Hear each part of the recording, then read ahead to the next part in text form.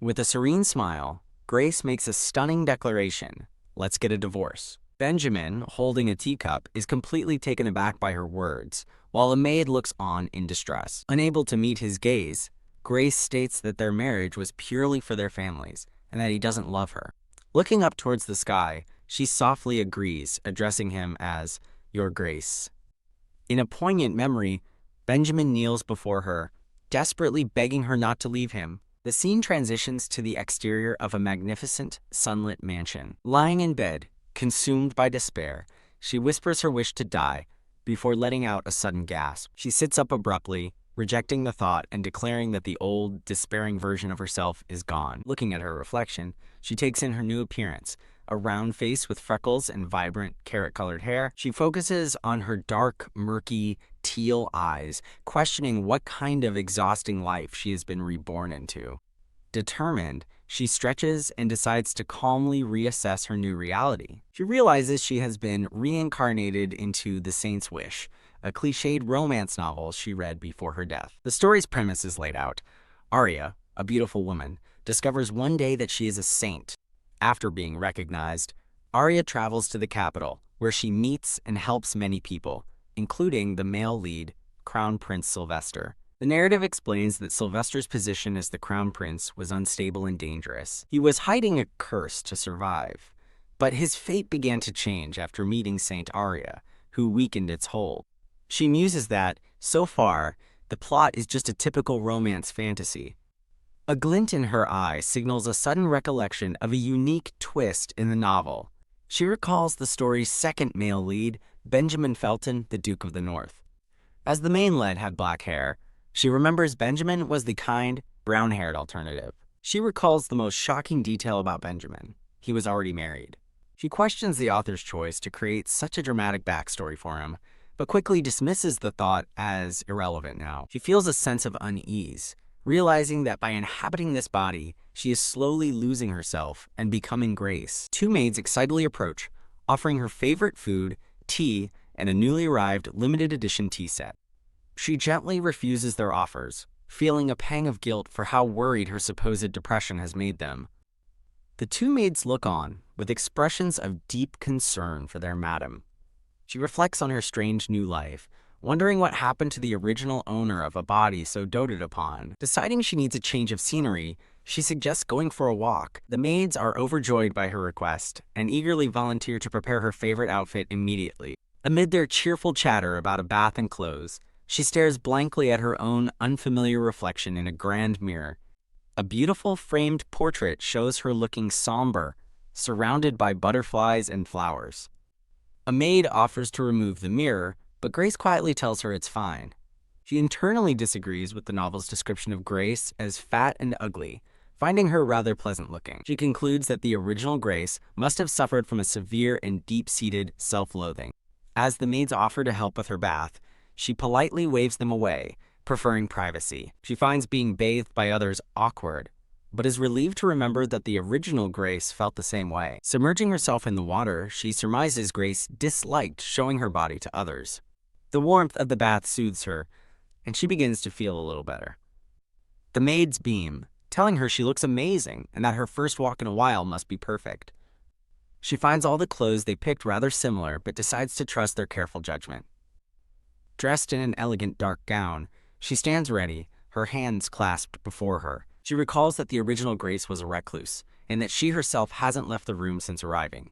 Understanding the maid's excitement, she steels herself, determined not to shrink back from this small step. The scene opens to a vast, stunningly beautiful garden filled with lush greenery and blooming flowers. Stepping outside, Grace is completely captivated by the breathtaking view before her. The maid excitedly explains that His Grace personally designed the entire garden to be seen from Grace's room, just for her. Grace gives a cynical smirk, finding the idea that any of it was for her utterly unbelievable given her circumstances.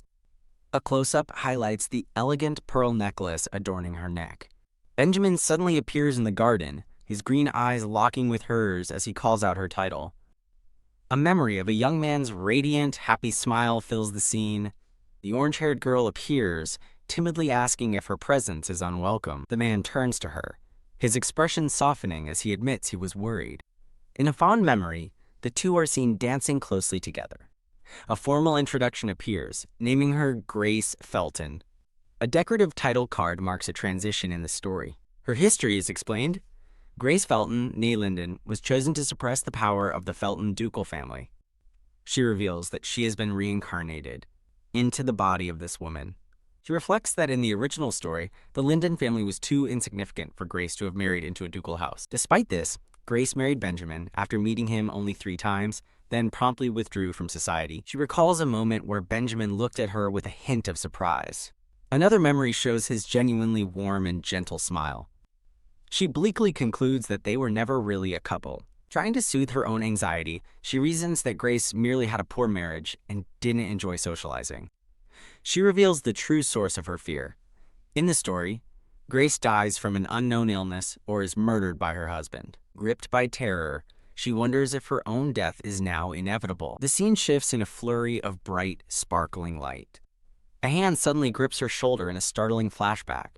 Reacting instinctively, she slaps the hand away, shocking the man who calls her madam. She quickly reassures him that there is no problem. He shows concern, asking if she feels unwell after being outside for the first time in a while. She remembers that in the novel, Grace was a minor character whose death was barely noted beyond Benjamin's claim of disease. After the Duchess's death, Benjamin began to change, slowly losing himself. He shed his trustworthy image and became the story's ultimate villain, targeting a woman named Arya. His obsession drove him to kidnap and attack Arya, and he eventually died in her arms. She questions the depth of Benjamin's love for Arya, certain he must have killed his wife because he was her favorite character. She remembers how she admired the kind-hearted Benjamin who spoke of his wife to Arya, only to realize he never loved Grace. Her heart pounds as she considers that a foolish wife like her was never truly loved.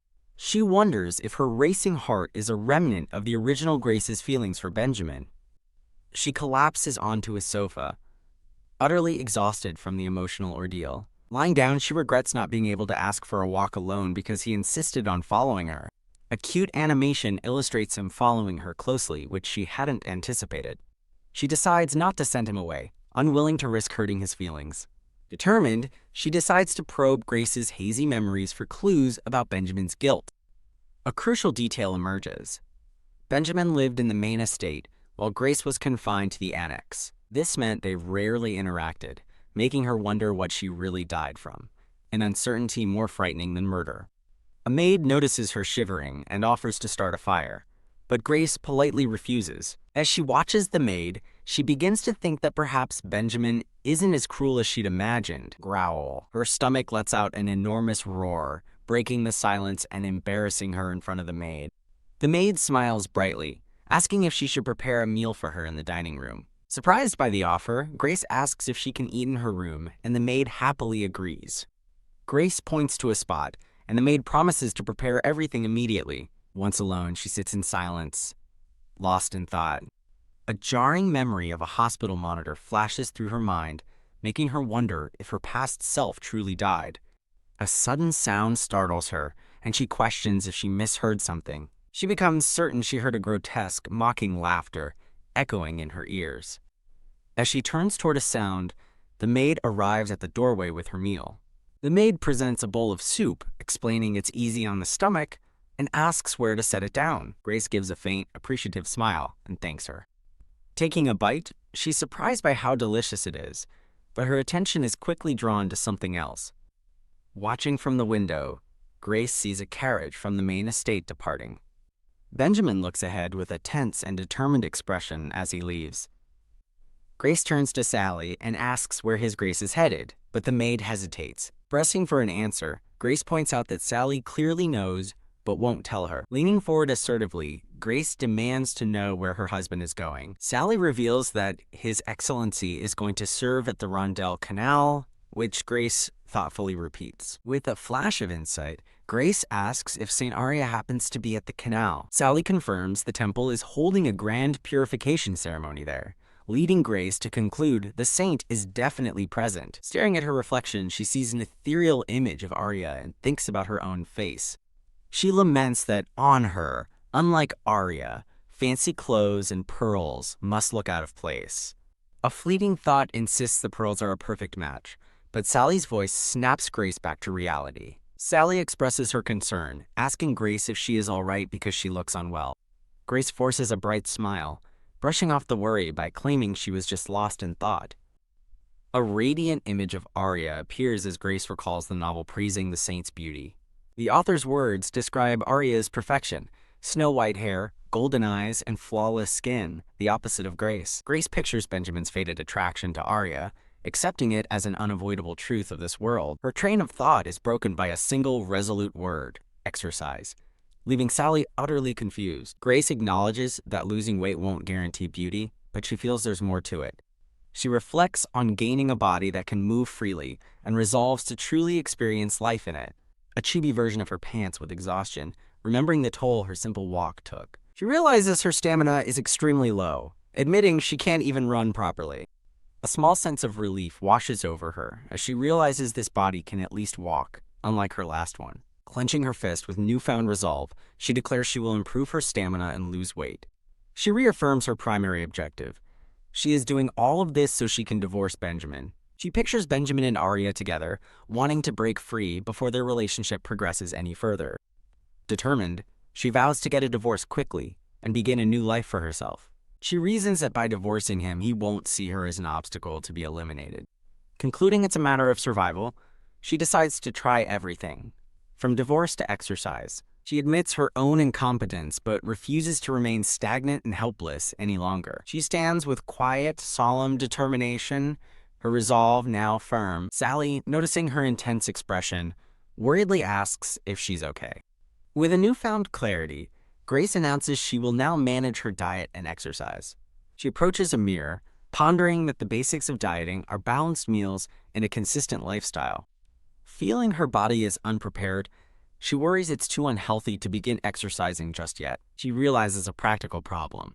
She only owns dresses and has no suitable workout clothes. Turning to a bewildered Sally, she asks for comfortable, form-fitting clothes that aren't a dress. Sally asks if she should call the usual person, and Grace agrees it's best to use someone familiar. Musing on her own choice of words, Grace wonders just how deeply the original Grace hated herself. She dismisses Sally, deciding that simply being healthy and able to move is enough for now. The heavy doors close, leaving Grace alone with her thoughts in the vast, empty room. She reflects that upon possessing this body, Grace's overwhelming negative thoughts made it hard to think clearly. She was consumed by an inexplicable sense of powerlessness, feeling like she was adrift.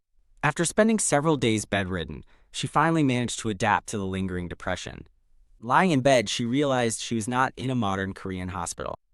Once she grasped her reincarnation, she knew she had to find one crucial item: Grace's diary. With Grace's memories being so hazy, she knows she'll eventually be discovered if she can't find answers. Clenching her fist, she resolves to find the diary quickly to secure her place in this world. Frustrated after a fruitless search, she regrets wasting time being depressed instead of looking sooner. The lingering, self-deprecating thoughts of the original Grace continue to surface, driving her mad. As she opens a drawer, her search yields an unexpected discovery: a simple ring.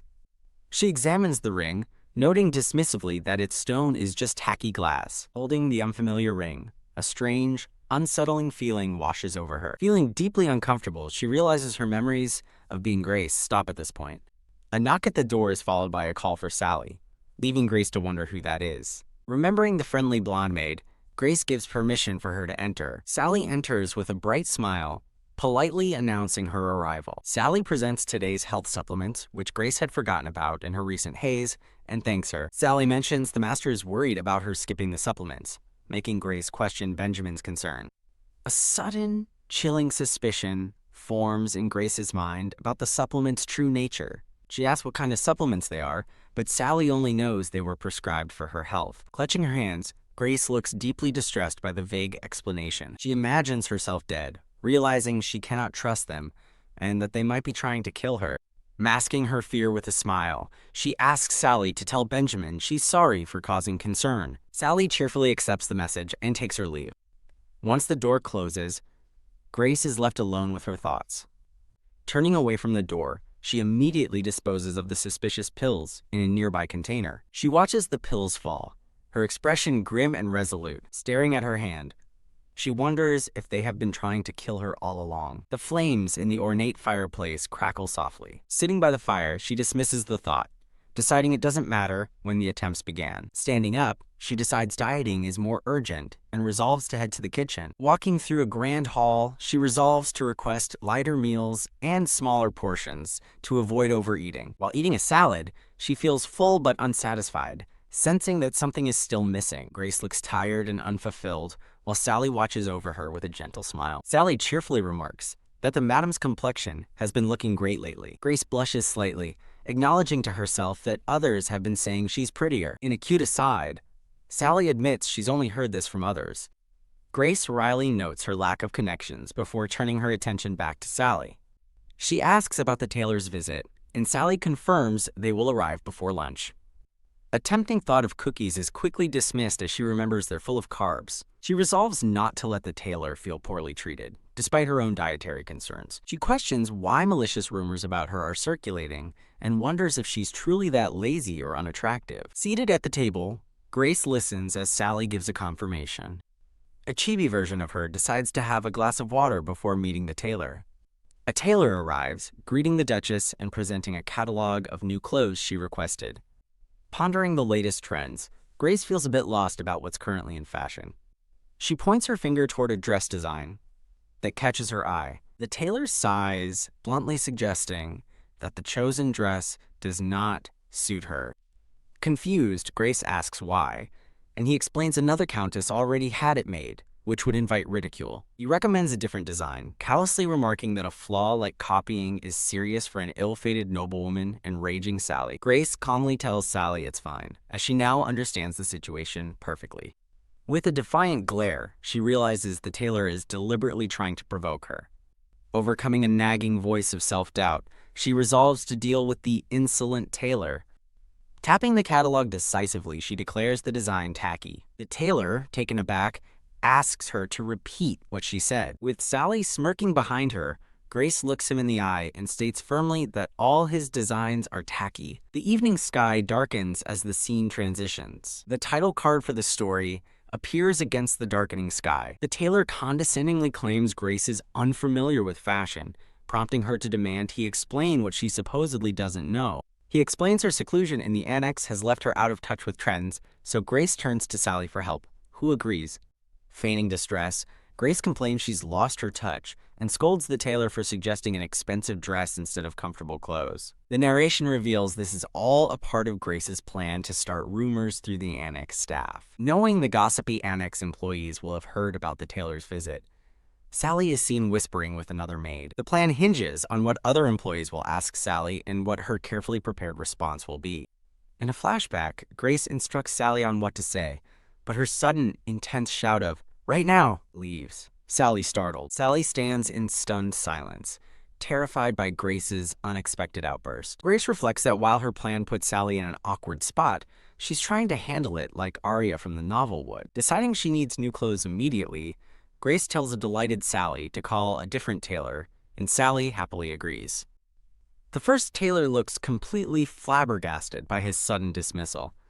With a dismissive wave, Grace declares that his predicament is none of her concern. Grace finds his supposed effort laughable, questioning why she should care when he's being paid so handsomely. She challenges him to justify his incompetence for the money he receives, leaving him utterly speechless. Seeing he has no response, Grace turns and opens the doors to leave. With a cheerful farewell, she promptly slams the door in his face with a loud bang. Standing alone in the hall, Grace remains silent for a moment. She briefly wonders if she was too harsh for costing someone their livelihood. Shaking off the doubt, she hardens her heart, telling herself she did well and needs to get a grip. The narration summarizes Grace's new resolution: to lose weight, get a divorce, and live a long life. Sometime later, Grace eyes a table full of fattening desserts, wondering why someone would prepare them. She awkwardly thanks the person responsible for the lavish spread. A new tailor, a young man with blonde hair, appears, pleased she likes the trendy desserts he brought for her. Pointing to a steaming cup, Grace cautiously asks if the drink is what she thinks it is. The new tailor confirms it's the trendy new coffee and offers to get her something else if she'd prefer. Internally celebrating, Grace happily accepts the coffee, saying she'd been wanting to try it. The new tailor beams, expressing his gladness that he could bring her something she enjoys. Mistaking his kindness for romantic interest, Grace panics, reminding herself the original story proves that can't be true. As he offers her a slice of cake, she politely declines, stating the refreshments are fine as they are. The new tailor looks up, confused by her refusal. Grace explains that she's trying to lose weight, which makes him clench his fist, wondering if the previous tailor is to blame. She clarifies it's for her health while savoring the coffee, adding that being overweight isn't appealing. Troubled, the new tailor brings up the rude tailor he recommended, and Grace confirms she remembers him. He reveals the tailor was exiled for tax evasion and stealing from the royal family, leaving Grace stunned. He smiles radiantly, vowing to protect her from such people and reminding her of her own belief that evildoers should be punished. His angelic smile makes Grace's heart thump, and she finds him utterly endearing. Grace reflects that the new tailor her husband brought was polite to a peculiar degree. She recalls the day this tailor Benjamin first met her, trembling nervously with a pale complexion, unable to meet her eyes. Watching him bow, Grace concludes that all the tailors her husband Benjamin brings are strange. She wonders if Benjamin is so distracted by Arya that he chooses her tailors carelessly, unaware his actions are those of an admired aristocrat. Sally rushes in with exciting news about the exiled tailor. Grace remembers, immediately worrying that the extreme punishment led to unforeseen complications. Sally waves her finger excitedly, telling Grace the news is absolutely incredible. It turns out the tailor was even worse than they knew, and Sally suggests celebrating with beef.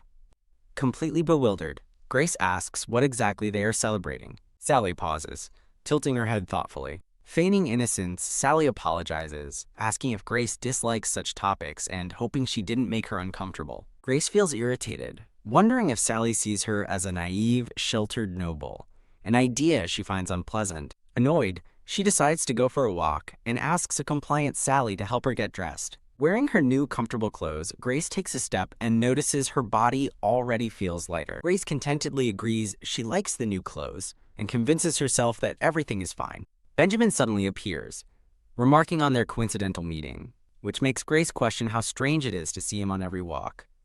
She repeats the thought, reassuring herself that she has no doubts and that everything is fine. As they walk, Benjamin asks if she's also out for a walk, and she agrees the weather is lovely, while internally doubting their daily meetings are a coincidence. He suggests planting new saplings in the garden, proposing a peach tree since he remembers she likes them. Stunned, Grace murmurs, "peaches," prompting Benjamin to ask if her tastes have changed. In a flashback, a younger Grace tells a young Benjamin that she'll eat peaches if he gives them to her. Beaming, the young Benjamin suggests a peach tart would be nice, and she happily agrees. His smile fades as she then says she can't eat them because she needs to lose weight, leaving him disappointed. Back in the present, Benjamin changes the subject, asking Grace about her favorite flower. She admits that while she likes flowers, she doesn't know their names or how to tell them apart. Grace thinks to herself that her lack of knowledge doesn't matter since she isn't a gardener. Looking at the flower beds, Benjamin acknowledges he hadn't considered that problem before. They walk together in the garden, a quiet moment passing between them.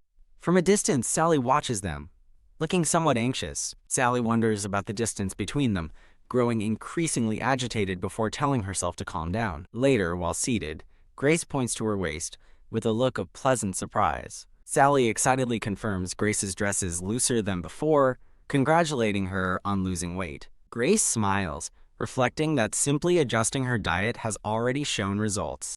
She happily resolves to ask for a divorce once she loses another 7 or 8 kilograms. When Sally asks about her daily walk, Grace replies that she can't skip it even once, or she'll lose motivation. Out in the garden, Grace notices Benjamin is absent and starts to believe their meetings might have just been a coincidence after all. Her peaceful moment is interrupted when she discovers small cards with the names of flowers placed throughout the garden. With a gasp, she clutches her chest, a sudden, shocking realization dawning on her. A memory of Benjamin's thoughtful expression comes to mind. Grace is left flustered, her heart pounding from the implication. She briefly wonders if the gardener placed the signs before concluding that's not right. Sally cheerfully appears and reveals that the master ordered them to place the signs for her. Grace is completely stunned, realizing his gesture is far beyond ordinary kindness. An inner voice scolds her for her delusions, and a whoosh sounds as she shakes off the embarrassing thought. Sally notices Grace is shaking and asks with concern if she feels chilly. Grace stands alone in the garden, gazing up at the grand estate. Later, Sally voices her concern that Grace looks gaunt, which surprises her. Grace smiles reassuringly, explaining it's likely just due to her sudden weight loss. Sally presses further, asking if someone upset her and noting she hasn't visited this study lately. The mention of the study jogs Grace's memory as she looks toward the main building. She recalls her previous life, where she was also sick and confined, spending her time reading books just like the original Grace. Grace explains that staying cooped up in a room makes her feel depressed now that she's started moving around. Deciding to visit the study, she asks a delighted Sally to bring her some warm tea there. She reflects that the original Grace might have hidden something important in the study, recalling that fragments of Grace's memories remain with her. One specific memory begins to surface.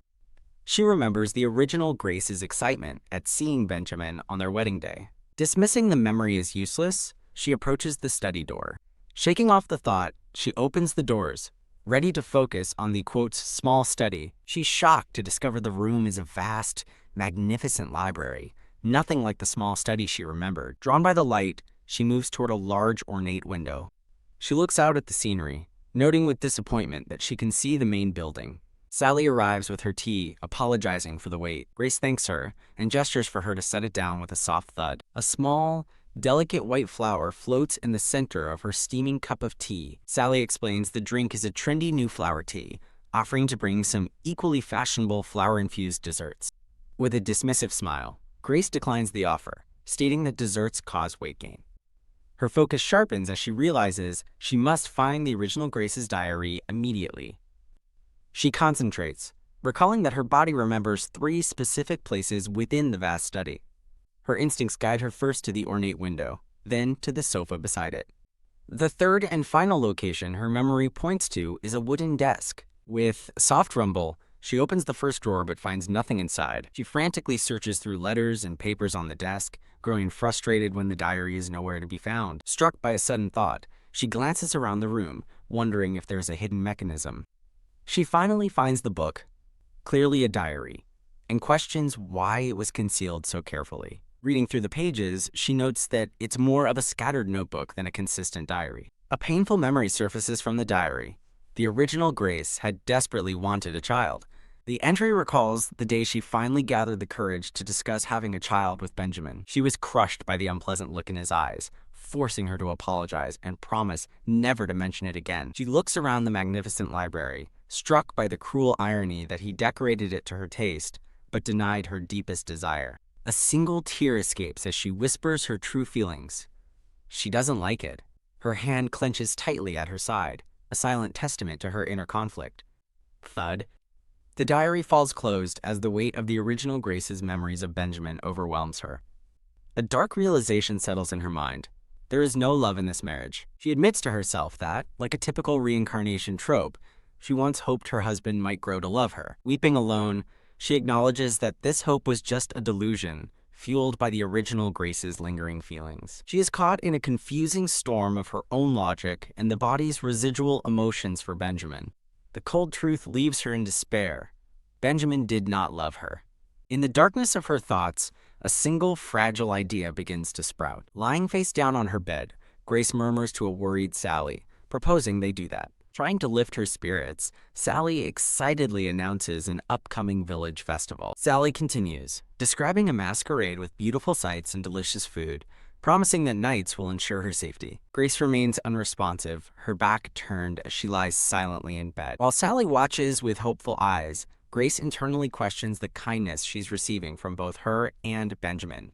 A dark thought surfaces, wondering if she should simply let herself die amidst all this kindness. She has a strange vision of Sally and Benjamin standing before her younger, ethereal self. Sniffle. Grace looks over in surprise, asking why Sally is suddenly crying. Sally tearfully confesses that it hurts her deeply to see Grace unwell and feel unable to help. Grace quickly sits up to comfort Sally, reassuring her and apologizing for being lost in her conflicted thoughts. Offering a tired but reassuring smile, she softly suggests that they eat. A relieved Sally offers to prepare soup, and Grace thoughtfully asks which option would be quicker. Her thoughts drift to Benjamin's recent kindness as she quietly murmurs an apology to herself. The maids smile, and Sally comments that Grace's kind heart is what makes her so likable. An attendant suggests she take a bath while waiting for the soup, and she quietly agrees. Having bathed and eaten, Grace's small recovery marks a success for the staff's secret Save the Madam committee. Back in bed and rereading the diary, Grace feels that something about the entries is odd. She scans the handwritten text closely, trying to pinpoint the source of her strange feeling. Her eyes fixate on the word suggested, sparking a suspicion that someone else influenced Grace's writing. She quickly flips the page, determined to uncover the truth. The next page reveals a calendar filled with consistent check marks. She's troubled, realizing the marks imply a regular routine that she has absolutely no memory of. This new mystery feels wrong. She had always assumed her memory gaps were simply a side effect of transmigration. Feeling she's missing a vital clue, her thoughts are interrupted by a tap at the window, causing her to sit up abruptly. She cautiously approaches her door, wondering who is throwing rocks at her room at this hour. Looking down into the garden, she is stunned to see Benjamin waving up at her. Grace panics internally, realizing she's made eye contact with a smiling, unignorable Benjamin. Blushing on her balcony, she thinks it might be all right for a moment as he calls out to her. A relieved Benjamin smiles, noting that she wasn't asleep after all. Grace questions his methods, asking why he didn't just send word through the butler or come to the annex. He looks away, explaining that he isn't allowed to enter the annex. Holding up a tiny rock, he explains he chose one quiet enough not to wake her if she was sleeping. He admits that's just an excuse, confessing he grew desperate since she hadn't been on her walks. After a moment of self-reflection, Grace's focus snaps back, questioning why he's barred from the annex. Benjamin explains the annex is off-limits to outsiders, and he can't enter without her explicit permission. A confused Grace tries to process the meaning behind his words. Shocked, she asks aloud if she is the one who has barred him from entering her residence. Benjamin simply smiles, his silence confirming her startling realization. Overwhelmed, Grace feels like she's going crazy now that she knows the truth.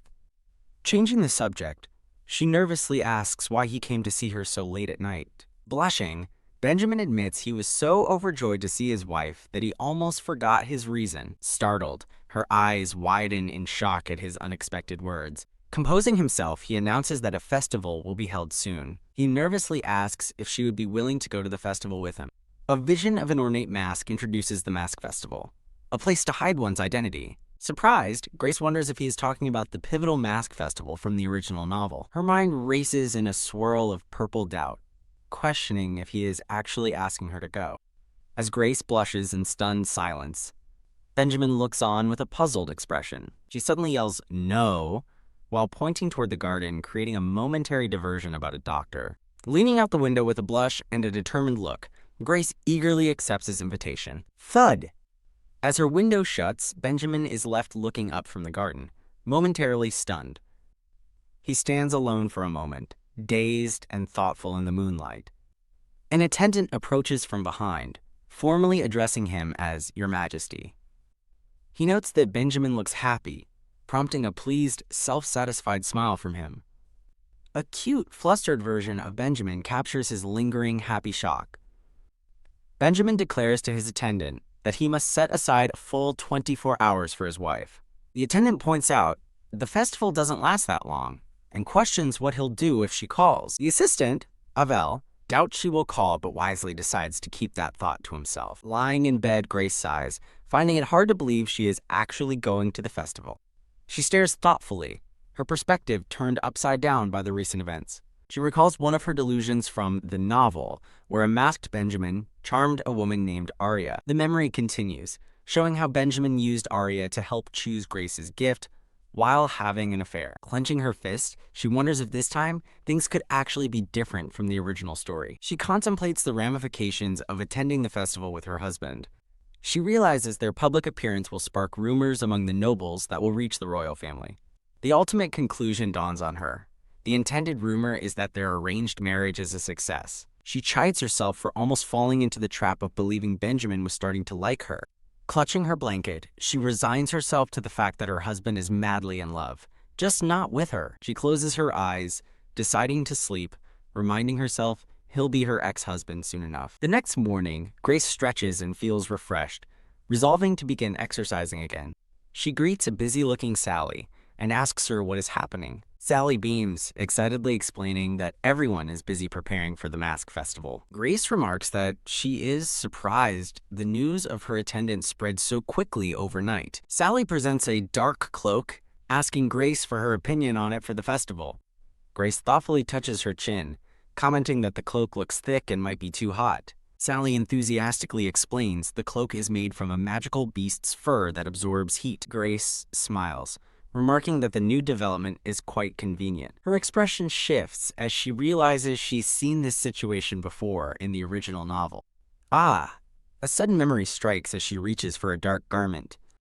Her mind focuses on a specific detail from her recollection, a cloak with a green brooch. A maid quickly corrects her, insisting that's not what's happening. Grace freezes, understanding this is the very same gift Benjamin originally gave to Arya. In a flashback from the novel, Benjamin is seen kidnapping a bound Arya after the original Grace's death. A memory of Benjamin's unsettlingly charming smile flashes in her mind. The narration recalls how Arya, though seeing his warm smile, felt it was deeply frightening. Grace silently questions why Arya's cloak is now being presented to her. She carefully touches the intricate green brooch, lost in thought. Grace hesitantly asks if it's okay for her to wear it, but the maid enthusiastically confirms they procured it just for her. Holding the cloak, Grace remains pensive, her expression filled with uncertainty. The maid laughs nervously, claiming everyone coincidentally managed to obtain the rare leather. Grace's eyes narrow in suspicion as she notices the covered windows. She questions the maid directly, asking if Benjamin instructed her to lie about how the gift was obtained. The maid's silence and nervous sweat give away the truth. Grace calls the maid Sally, stating her silence is confirmation and asks her to step aside, leaving Sally stunned. Holding the cloak, Grace walks past a flustered Sally with a determined look. She heads toward the balcony, ready to investigate the situation for herself. Outside, a group of exhausted knights relax, hoping to stay out of sight after a difficult expedition. One of the resting knights looks up in surprise, spotting Grace watching from a window above. Now, wearing the cloak, Grace confronts Sally again, demanding to know if finding it was truly a coincidence, causing Sally to stammer. The scene transitions, showing tree branches against a darkening sky. Sally expresses her concern for Grace, citing the long festival and large crowds. She tries to brush off Grace's suspicion, laughing and calling it a coincidence of fate. Confused by the odd phrase, Grace questions what she means. With swirling eyes, Sally excitedly explains how incredibly lucky it was to hunt the rare creature for the leather. Grace calmly raises her hand, signaling for her to stop.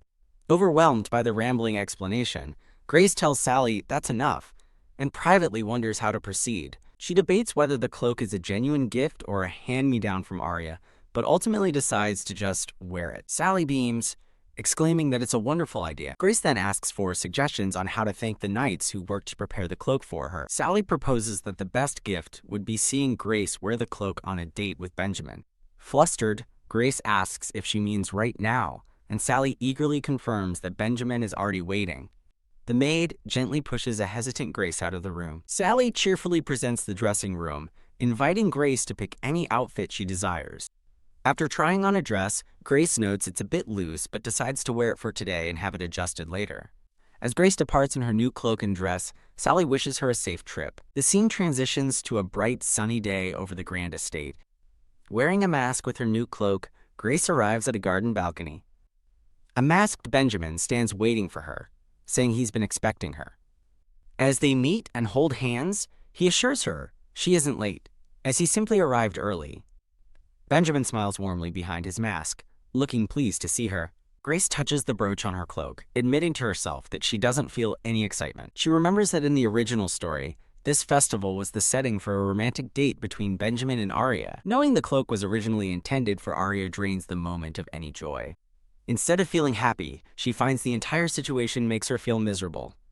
Benjamin suggests they use the back door to be discreet and use different titles while they are out. Grace looks at him curiously and asks for an example. Benjamin playfully suggests she call him Darling, then more casually offers Benny.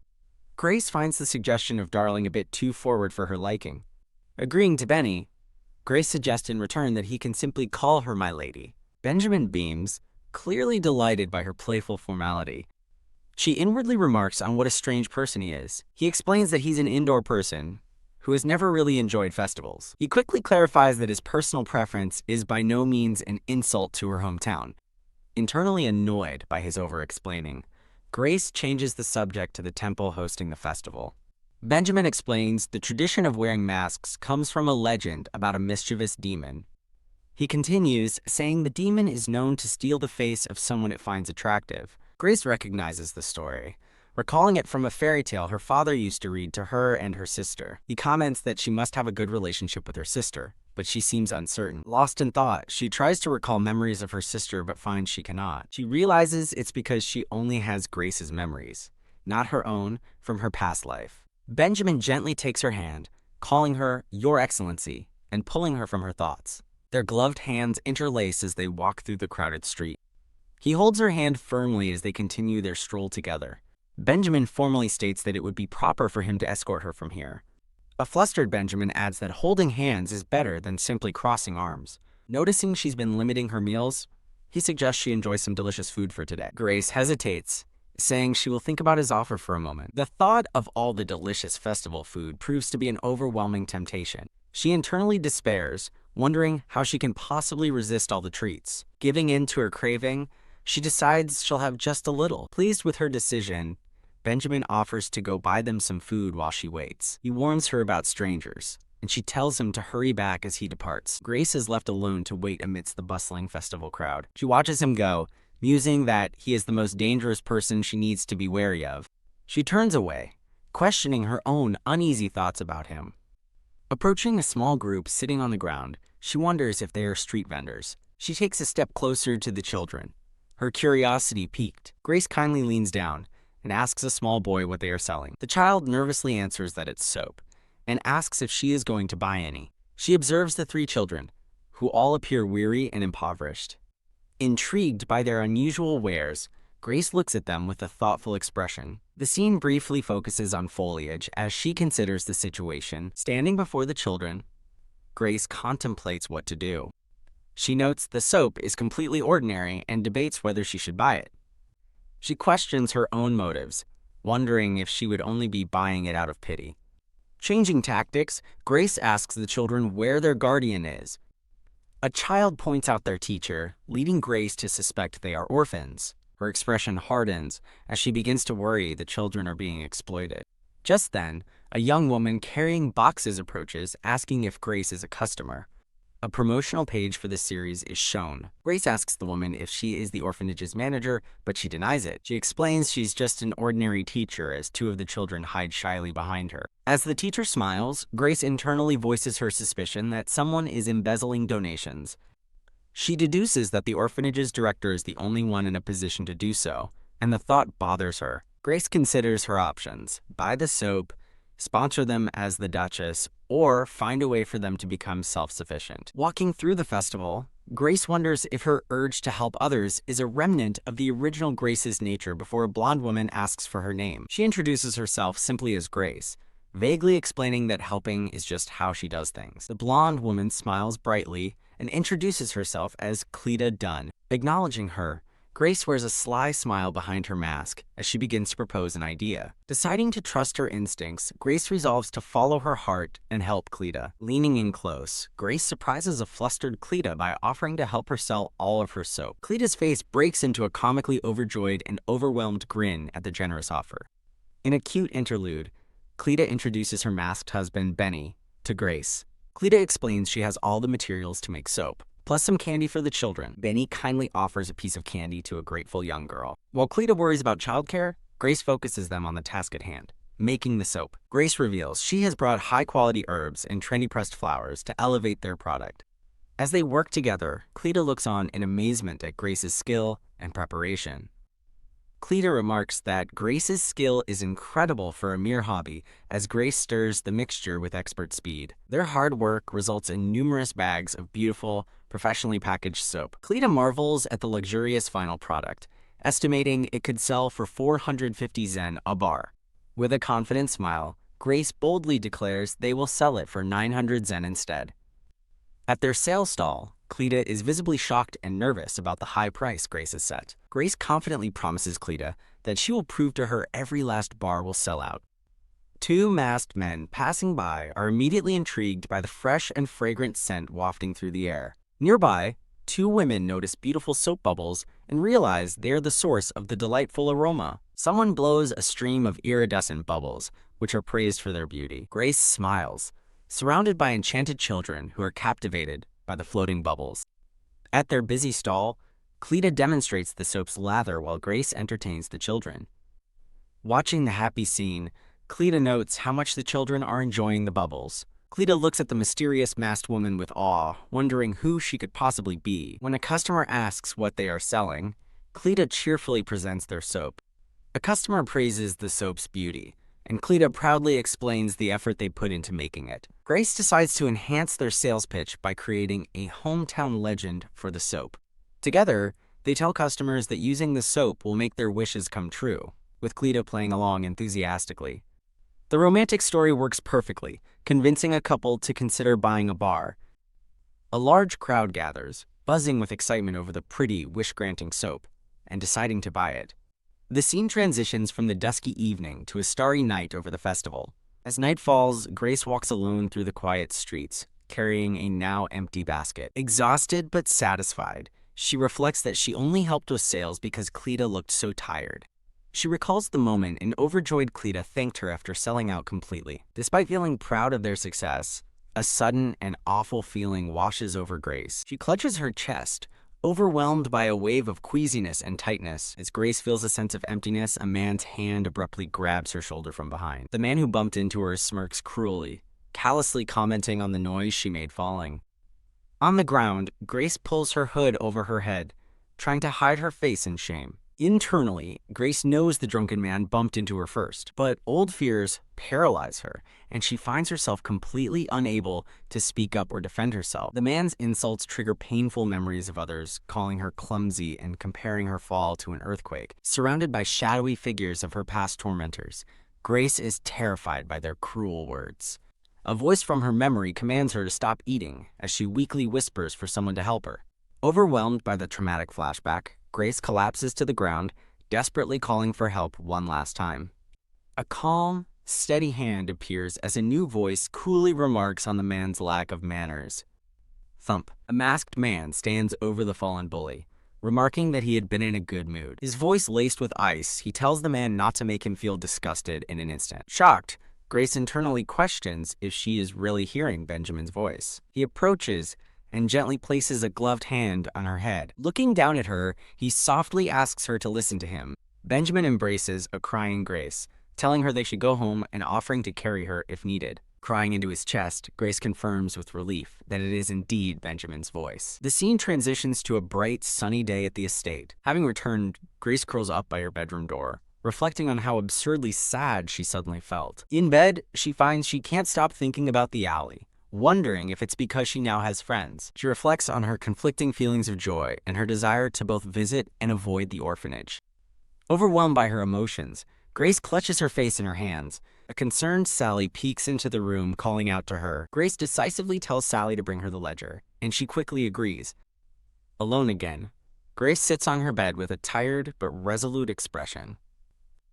A bright blue sky marks a moment of transition. The scene shifts through a view of green foliage. Looking through the ledger, Grace notes its organization but questions the frequent purchases of gold ornaments. Her eyes narrow as she begins to review the past 2 years since her wedding. She flashes back to a conversation with Benjamin, where she misstated how long they'd been married. The memory triggers a wave of panic as she realizes her huge mistake. Back in the present, she wonders with relief if he simply let her slip up slide. Deciding to focus on the future, Grace plans to use the estate's extra funds to help the orphanage. She devises a plan to start a small tea business for commoners to support the orphanage. Concluding it's best to manage it herself, she decides to buy land close to the estate. As Grace gives her new instructions, Sally excitedly announces that a gift has arrived from His Excellency.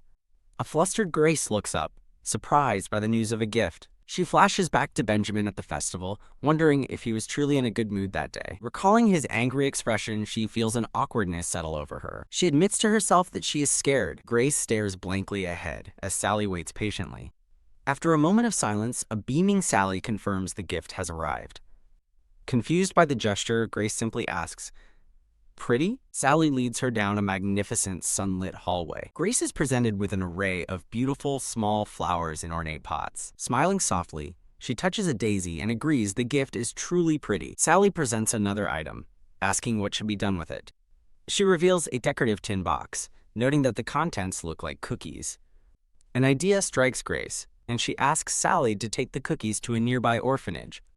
A close-up shows her determined and thoughtful expression. Spotting a gift of herbal tea, Grace declares the timing perfect and asks Sally about finding some unused muslin. Sally turns back with a pleasant smile, ready for the next instruction. Grasping the tea, Grace smiles and says she has one more favor to ask. The scene transitions to a city street as Grace leaves the estate. She walks in a dark cloak, thinking it was kind of everyone to permit her outing, especially Benjamin's unexpected reply. She recalls Benjamin's suggestion that she have someone follow from a distance for her own safety. Grace remembers being surprised by how considerate his offer was.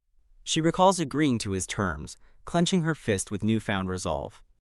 Walking through the quieter streets, she reminds herself that helping Cleta is also beneficial for her own plans. She reaffirms her goal, remembering from the novel that a good social reputation is crucial for a divorce. She reflects on future events, recalling a pollution incident and a meeting between Benjamin and Arya, but decides to focus on the orphanage. A woman in suspenders looks shocked, while the orange-haired girl beside her smiles, prompting her to ask if this is the business she meant. The orange-haired girl presents a small muslin pouch, explaining it's a sample of her new invention, the tea bag. She explains that the Empire's advanced transport gates make importing a wide variety of teas possible. However, she notes that tea isn't a popular beverage among commoners. The woman in suspenders, holding the tea bag, questions what the turnover rate has to do with it. It's explained that preparing tea requires extensive time, effort, and expensive sets, a luxury most commoners cannot afford. The orange-haired girl demonstrates how her invention simplifies the process, requiring only a brief dip in hot water. The woman in suspenders stares in wide-eyed realization, a look of pure astonishment on her face. She raises practical objections, pointing out they lack a store, a way to source ingredients, and staff for the orphanage. A confident smirk appears on the orange-haired girl's face. With a radiant smile, she announces that all of those problems have already been resolved. The woman in suspenders is stunned by this news, barely able to ask what she means. The orange-haired girl details her plan. She has secured tea ingredients from a plantation, will use the orphanage as the store, and will market the products as supporting the children to guarantee sales. The woman is left utterly speechless, silenced by the thoroughness of the plan.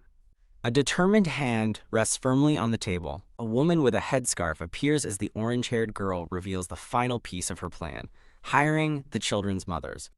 Completely shocked, the woman in suspenders stammers, asking how she could have possibly known. She clarifies her question, asking how she knew the children in the orphanage had mothers. The orange-haired girl looks aside, preparing her simple explanation. She lets out a small, knowing laugh. She explains it was obvious because the children were too well kept for Cleta to be their only caretaker. She then asks Cleta if the children are aware of their mother's existence. With a heavy heart, Cleta nods in confirmation. The orange-haired girl smiles gently, processing the information. As a kettle whistles, Cleta quietly says, "Thank you." She explains that the orphanage is in desperate need of funds. Cleta believes some of the mothers must be secretly donating to support their children. She concludes it's because the orphanage is the only place they can continue to see their kids. The orange-haired girl respectfully states she won't pry into their circumstances, as it wouldn't be right. Instead, she has another question, asking for the whereabouts of the head of the orphanage. Cleta reveals the grim truth.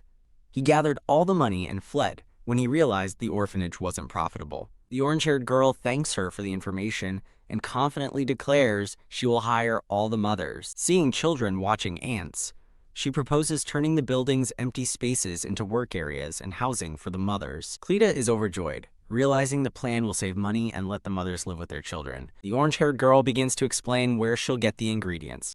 She reveals she chose land that will soon be blessed by Saint Arya, ensuring its quality. She asks Cleta to approach the mothers with the job offer. She's shocked to learn that out of 7 mothers, only 1 has accepted the proposal. Dejected, she realizes the project is meaningless unless all of them are on board. While reviewing her plans, she resolves that her project to build a reputation must not ruin the mothers' lives. She reaffirms her goal to create a business where mothers and children work together, securing a large future workforce. Frustrated, she wonders why the mothers rejected her proposal and considers hunting down the former orphanage head, but fears Benjamin will find out. A maid quietly watches over her as she sleeps. She jolts awake, struck by a sudden realization. Now sitting up, she decides to meet the mothers in person, debating whether an expensive gift would be appropriate. A maid is startled by her sudden change in demeanor, crying out in surprise. The orange-haired girl excitedly pivots, suggesting a handmade gift might be better. She has a brilliant idea. Stationery made from the pressed flowers his Grace gave her. Sally is visibly flustered, desperately wanting to ask a question, but finding herself unable to speak. Overjoyed, Grace urgently tells Sally to prepare everything for her new plan.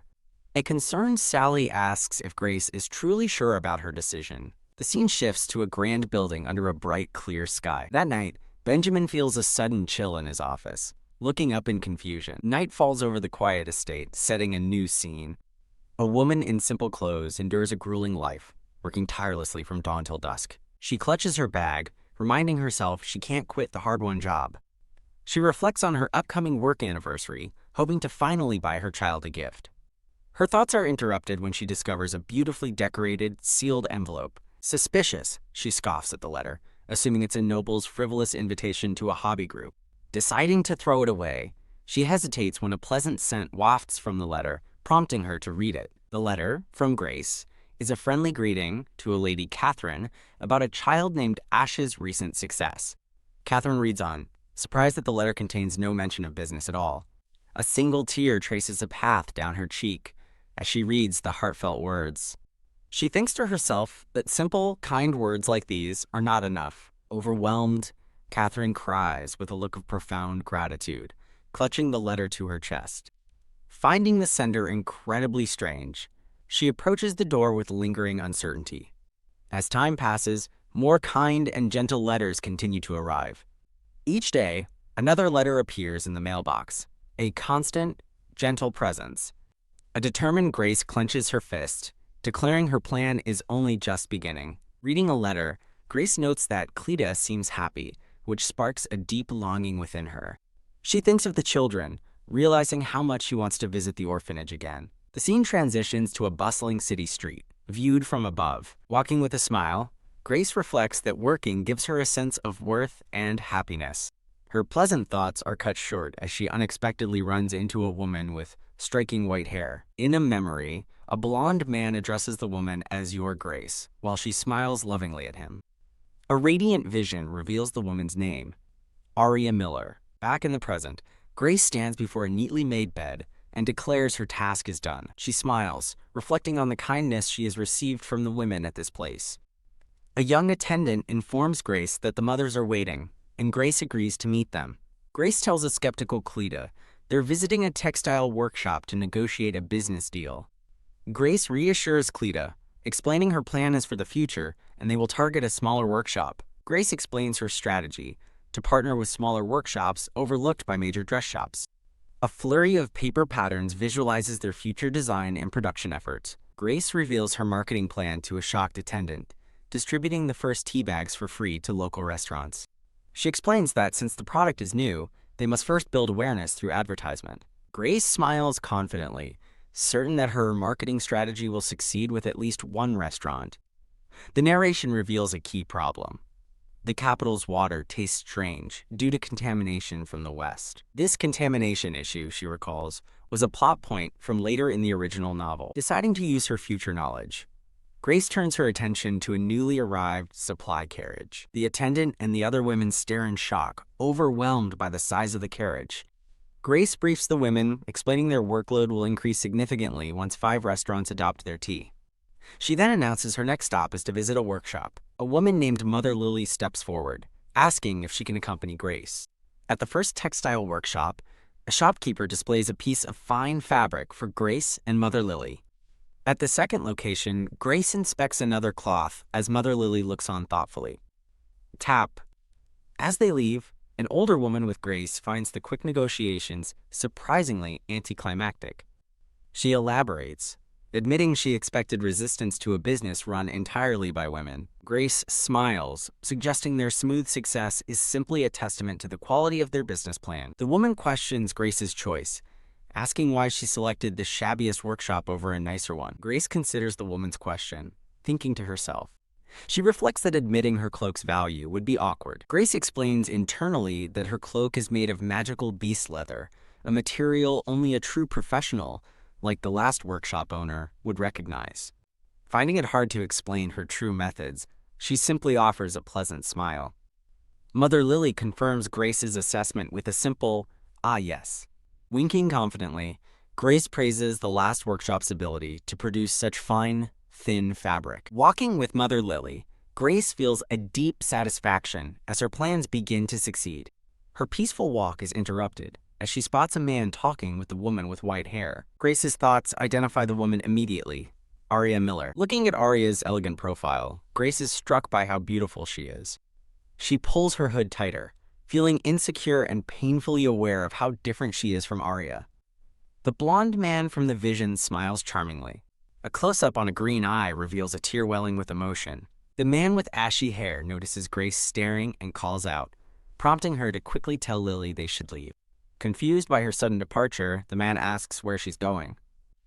He kindly offers to carry her luggage for her. Grace coldly declines, stating her companions aren't particularly important, which shocks the man. Whirling around, she challenges him, asking if he truly believes the only saintess in the Empire isn't important. Stunned, the man stammers, asking how she knew about Arya's identity. Grace smirks confidently, telling him not to treat her like an idiot. Arya stands in the background, looking on with a surprised expression. Grace and Arya's eyes meet in a tense, silent exchange across the street. The scene transitions, showing a sunlit view of the city building. Back at the workshop, Grace reflects on Mother Lily's considerate nature, noting she never asks probing questions. Surrounded by the women and children, she wonders if their shared work has created a bond between them. Snip.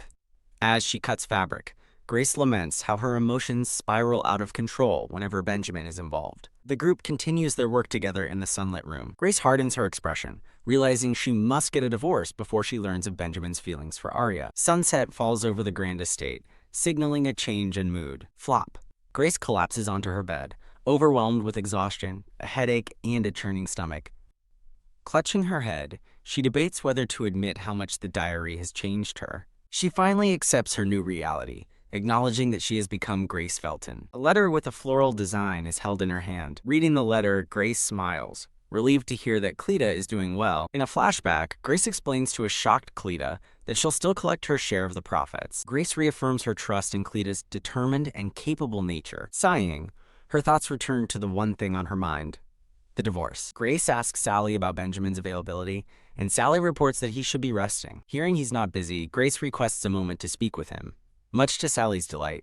Acknowledging her decision feels rushed, Grace resolves to see it through before her resolve wavers, contemplating how to begin. In a beautiful gazebo, she prepares to finally tell Benjamin what she has to say. Across from Benjamin, Grace takes a calming sip of tea before beginning her important conversation. Benjamin blushes slightly, warmly encouraging her to speak her mind. Grace gazes away, steeling herself against his apparent kindness, determined not to be swayed. She reaffirms her decision, refusing to die for a one-sided love that won't be returned. The night sky darkens, reflecting her somber thoughts. She recalls the vision of Benjamin and Arya, convinced he will eventually choose her. Convinced she means nothing to him, Grace declares she won't die for unrequited love. Facing Benjamin with a bright, determined smile, she makes her request: "Let's get a divorce." Benjamin stares in shock, as Grace flatly states he doesn't love her, and that she can't bear to see his face. In a fleeting reflection, Grace resolves to get a divorce and promises to disappear from his life forever. A quiet moment focuses on the intricate blue brooch pinned to Benjamin's cravat. Tears stream down Benjamin's face as he chokes out, "Why are you saying that?" Utterly bewildered by his reaction, Grace is rendered speechless with a cartoonish look of shock. A crying Benjamin desperately asks what he did wrong, while a stunned Grace addresses him as "Your Excellency." Looking utterly heartbroken, Benjamin promises he will do anything she wants. He offers to kneel or even wear a mask for the rest of his life if his face displeases her. On his knees, he tearfully pleads with her to reconsider. He desperately clutches her hands, begging her not to leave his side as Grace looks down in shock. Internally, Grace panics, wondering what on earth he is talking about. She remembers the vision of him with Arya, convinced he is in love with the Saintess. Benjamin tightens his grip, admitting that he knows he has many shortcomings. He blames himself for not noticing her distress, accepting her decision as his own mistake. Grace is completely thrown by his reaction, wondering why he's crying when he should be happy. As Benjamin wipes away tears, a flustered Grace wonders if she should comfort him. A close-up captures Benjamin's face, etched with profound sorrow and loss. Holding a small box, he looks up with renewed determination, stating there is, however, a problem. A view of the garden hedges underscores his somber declaration. A dramatic visual explains that for high nobility, divorce is a complex matter handled by the royal court. He elaborates that the process is complicated and requires a grace period of 1 month to a year. Benjamin explains that during this grace period, they must meet frequently and even attend official events as a couple. The thought of attending official events together leaves Grace completely aghast. Benjamin quickly reassures her that those are only the worst-case scenarios. Overwhelmed, Grace's spirit seems to leave her body as she asks to be excused to rest. Benjamin apologizes, insists on handling the documents himself, and urges her to rest. The scene shifts to the grand palace of the imperial family. A pair of boots rests casually on a desk, overflowing with stacks of documents. A man with dark hair and purple eyes laments his boredom while idly manipulating magic. He complains that nothing fun is happening, and a caption introduces him as Crown Prince Sylvester. An attendant rushes in, urgently calling for the Crown Prince, to which Sylvester responds nonchalantly. Sylvester languidly waves off the attendant's panic, asking what the big rush is. The attendant holds up 2 scrolls, announcing that a divorce application has arrived. Piqued, Sylvester smirks at the news of a high-ranking noble's divorce and asks who it is. The attendant hesitantly reveals the application is from the Felton Duke's family. The news stuns Sylvester, who blurts out, "Duke Felton is getting a divorce." Elsewhere, Grace reads the official notice, surprised by the lengthy 8-month grace period. She wonders what to do during that time, as a butler stands before her. The butler suggests she have dinner with His Excellency, a proposal that catches her off guard. He explains that sharing meals is a marital activity considered by the Imperial Legal Department. Musing on the odd legal requirements, Grace asks if she must remain at the main estate. The butler confirms it's no issue, and Grace asks to go out, promising to return by dinner. He permits her to leave on the condition she is accompanied by a knight who won't give a detailed report. Donning her cloak, Grace resolves to head out and visit the orphanage again. Walking through an opulent hall, Grace finds the atmosphere of the estate suffocating. A sudden gust of wind gently sweeps through the hallway, catching her attention. She stops, realizing the breeze is coming from an open window nearby. Curious, Grace approaches the open window to look outside. Her eyes narrow slightly as she spots something below in the garden. Looking down from the balcony, she sees an intricate rose garden and wonders what's happening. In the garden, Grace searches for something specific, thinking it should be around here. She stops on a stone path, realizing she's found the place she was looking for. Thump! Her footsteps come to a sudden halt. She mentally notes a small, pale pebble on the ground, finding it unremarkable at first glance. Her hand reaches down to pick up the curious stone. As she examines it, she senses that the small pebble gives off a bad feeling. Grace lifts the stone, her expression serious as she studies it. Holding the pebble close to her eye, she notices something unusual within it. She's shocked to see the reflection of an incredibly extravagant carriage inside the stone. The reflection shifts, revealing the back of a man as Grace wonders who it could be. He turns, and she recognizes him instantly with a gasp. Sylvester Byman. Startled, Grace's eye widens in shock at the sudden vision. The vision of Sylvester lingers in her mind as she stares at the mysterious pebble in her hand. She realizes with a jolt that she has just seen the male protagonist from the original novel. Sally approaches, finding Grace in the garden and calling out to her. Grace asks where the strange stones came from, but Sally wonders if she just means their color. Sally explains that lighter colors are fashionable, but Grace insists that's not what's strange about them. As Grace holds the stone, sensing something is wrong, it begins to crack with a faint spark. Pow! The stone explodes in a burst of dark energy, shattering and drawing blood from her hand. A single drop of blood falls as Sally watches in horror, stammering in fear. "Madam!" Sally lets out a terrified scream. As her hand is bandaged, Grace's thoughts reflect on how unbelievable it is for a pebble to explode. A flustered Sally chatters nervously, relieved she was there to provide immediate first aid. Sally then reports that the Crown Prince has arrived and will likely stay for dinner. Clutching her bandaged hand, Grace realizes this means she can't have dinner with Benjamin. She takes a resolute step forward, Grace decides to proceed with her original plans, telling Sally they can have a meal another time. Sally smiles and agrees, holding a basin. Walking through a magnificent hall, Grace reflects that it's been a while since she walked this path. She hears a familiar voice and thinks with irritation, "Ah, seriously, brother." Sylvester's voice echoes angrily, shouting that someone is impossible to talk to. Grace wonders about the loud argument and sees Sylvester confronting Benjamin. Their eyes suddenly meet, and Grace is stunned to see Sylvester in person. Sylvester seems to recognize her from somewhere, while Benjamin calls out to her in surprise. A small, flustered Sylvester continues to stare, confused by her presence. Sylvester demands to know why Benjamin didn't introduce her, while Benjamin asks Grace what she's doing there. Benjamin notices her injury, but Grace dismisses it as a minor accident. He gently takes her bandaged hand in his own. Looking at her with deep concern, Benjamin says she seems to be badly injured. Grace blushes and insists it's not serious, while an unseen Sylvester glares with fury. Sylvester pointedly steps between them, interrupting their moment. He angrily tells them not to get lost in their own world as the scene transitions away. Benjamin grabs Sylvester by the head, sternly reminding him to be polite to his wife. Still holding a struggling Sylvester, Benjamin announces he will escort him to his room. Grace smiles brightly, telling him to go ahead, privately hoping he doesn't come back. A knight approaches, apologizing for the delay and checking if she is all right, which she confirms. He explains that the prince's rude behavior is due to his informal relationship with Benjamin since childhood. Grace listens to his explanation and simply replies, "I see." The knight offers to escort her, and she readily agrees. The scene transitions to a sunlit view of an elegant building. Arriving at the orphanage, Grace cheerfully announces her return to Cleta. A woman with blonde hair gasps in surprise at Grace's sudden appearance. She beams with joy, clearly thrilled to see Grace again.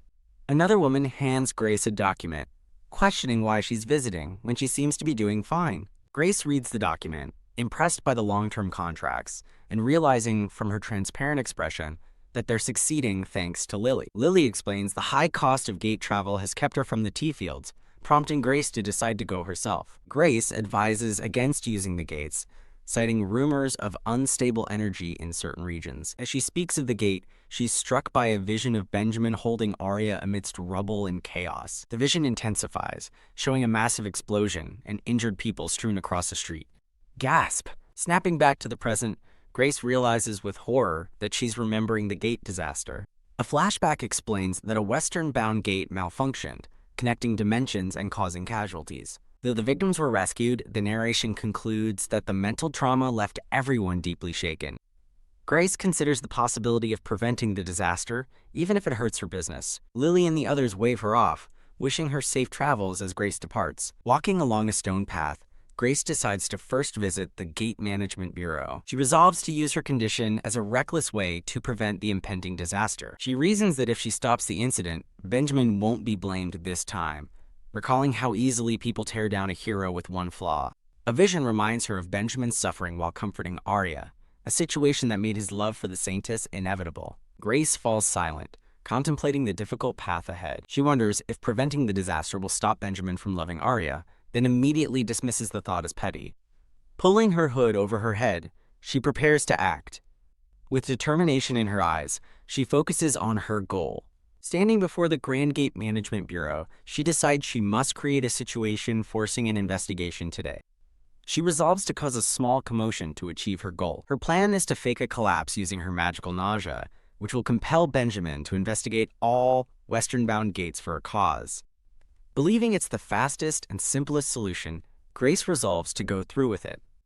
She moves through the crowd, making her way toward the gate's magical source. She knows that the closer she gets to the magic, the stronger her body's negative reaction will become.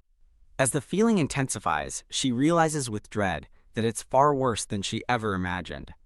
Overwhelmed by pain, she weakly calls for help as she stumbles. The pain triggers a traumatic childhood memory of her crying out in a forest. In the memory, shadowy siblings taunt young Grace, calling her dirty and a loser who will never be helped. As one tormentor dangles a worm over her, a young boy is seen watching from a distance. The boy turns away, showing no interest in helping her. Young Grace tearfully calls out for her brother Gilbert, pleading for him not to leave.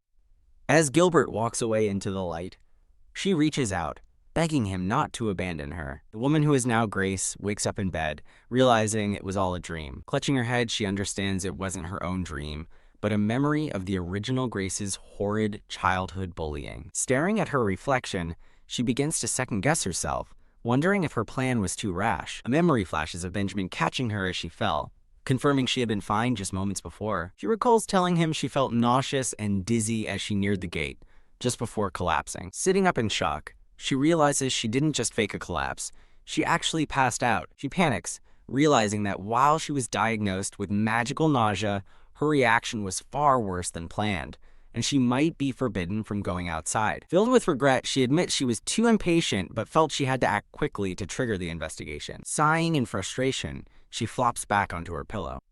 An internal voice cruelly calls her an idiot. The voice continues, mocking her for only now realizing the foolishness of her actions.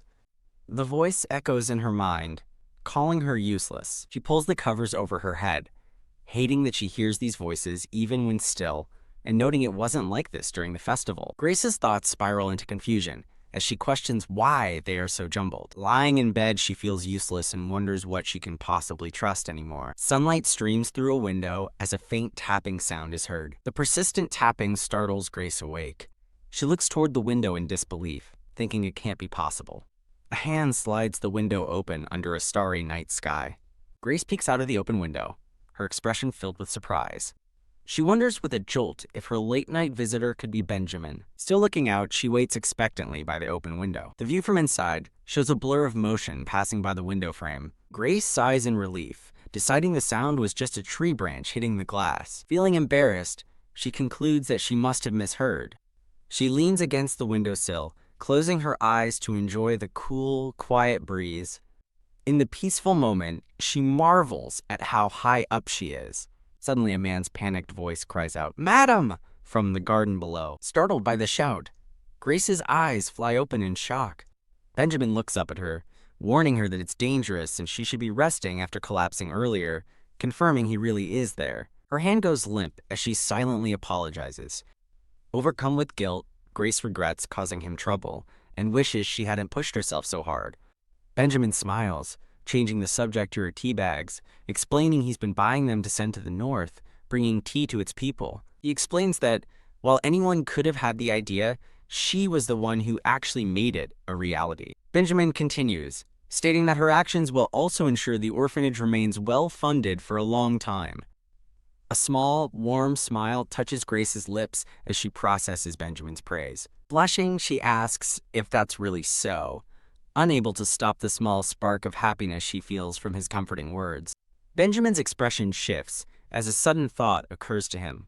He explains he just came from the Gate Management Bureau, as her previous concerns prompted him to start an inspection.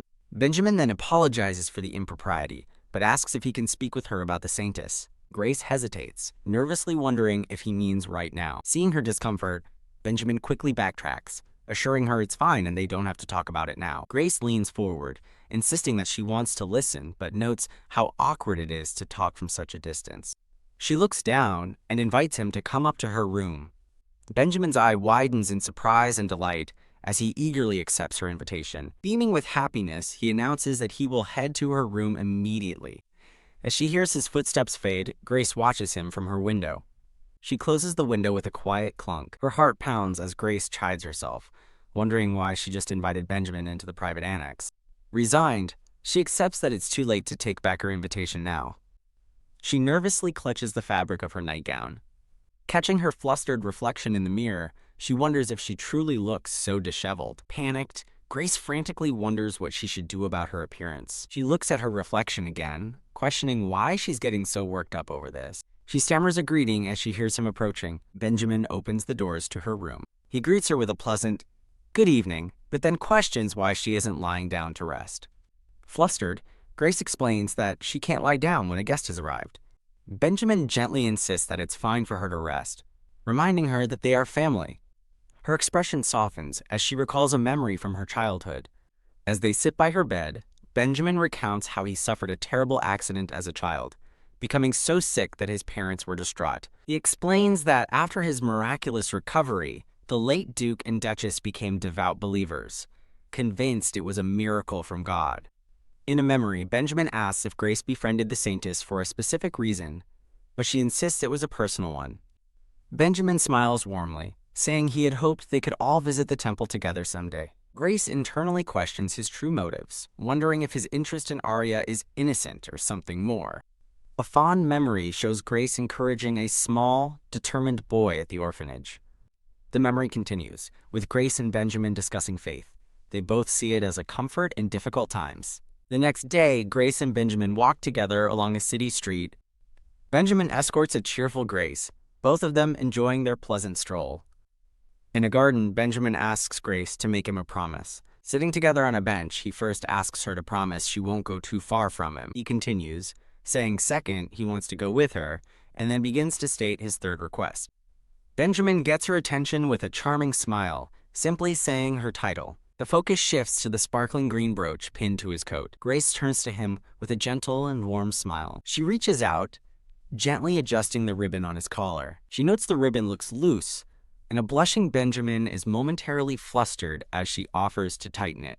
Tap, tap, tap. An impatient sound interrupts the moment. Grace looks up, her expression turning to one of surprise. A panicked Cleta is seen rushing toward them, with an urgent look on her face. Grace calls out Cleta's name in concern, asking what's wrong as the frantic woman struggles to speak. Cleta breathlessly reports that she thinks there has been a break-in at the orphanage. You can learn about what to expect when arriving at your destination in the Your Trip section of the app. It provides information about your destination, including average temperatures, things to do, and local transportation options. Grace enters the orphanage to find a room completely ransacked and in disarray. A shocked voice expresses their disbelief at the scene. As they assess the damage, Grace suggests they sort through the mess, and Cleta agrees to get the other mothers. Benjamin asks Cleta if she's noticed any strange people nearby recently. He observes that despite the mess, there are no signs of a forced entry on the doors. Grace asks Benny if he sees anything suspicious, and he confirms the situation feels unusual. He turns to her seriously, saying there is something more important to address. He quietly suggests that she should get some rest. Seeing her confusion, he expresses concern for her well-being after her collapse at the gate a few days prior. As she stumbles slightly, he gently suggests she get some fresh air outside. Grace peeks out the door in disbelief, questioning if he is serious. Benjamin gives a reassuring smile as Grace finds herself surrounded by the orphanage's children. Grace happily invites the children to play together, and they cheer in response. Inside, the man takes charge of organizing the cleanup, introducing himself to Cleta as Lyndon. Lyndon confirms the safe wasn't touched, and deduces the culprit vandalized the place, but stole nothing and couldn't force entry. Lyndon stands in thought, carefully considering the clues. He contemplates the possibility of an inside job, questioning the motive for such destruction. Lyndon asks about the workshop, and Cleta confirms it was untouched because she kept it locked. He mentally lists the facts. The intruder knew how to get in, but not where the safe was, or how to open the workshop. As he mulls over the evidence, the silhouette of a man comes to mind. Lyndon narrows it down, believing there is only one possible suspect. Despite his suspicion, he feels something is off, and decides to report the incident to the security forces. Outside, Grace watches over the children with a serene smile. A small child approaches Grace, whispering a secret that he's not supposed to tell anyone. The boy nervously asks if she'll believe him, trusting her because she's not one of the orphanage adults. Grace offers a kind, reassuring smile, encouraging him to speak. The child reveals a suspicious man came looking for her, but the children told him they knew nothing. He explains the man then threatened to have all the children scattered if they told any adults about him.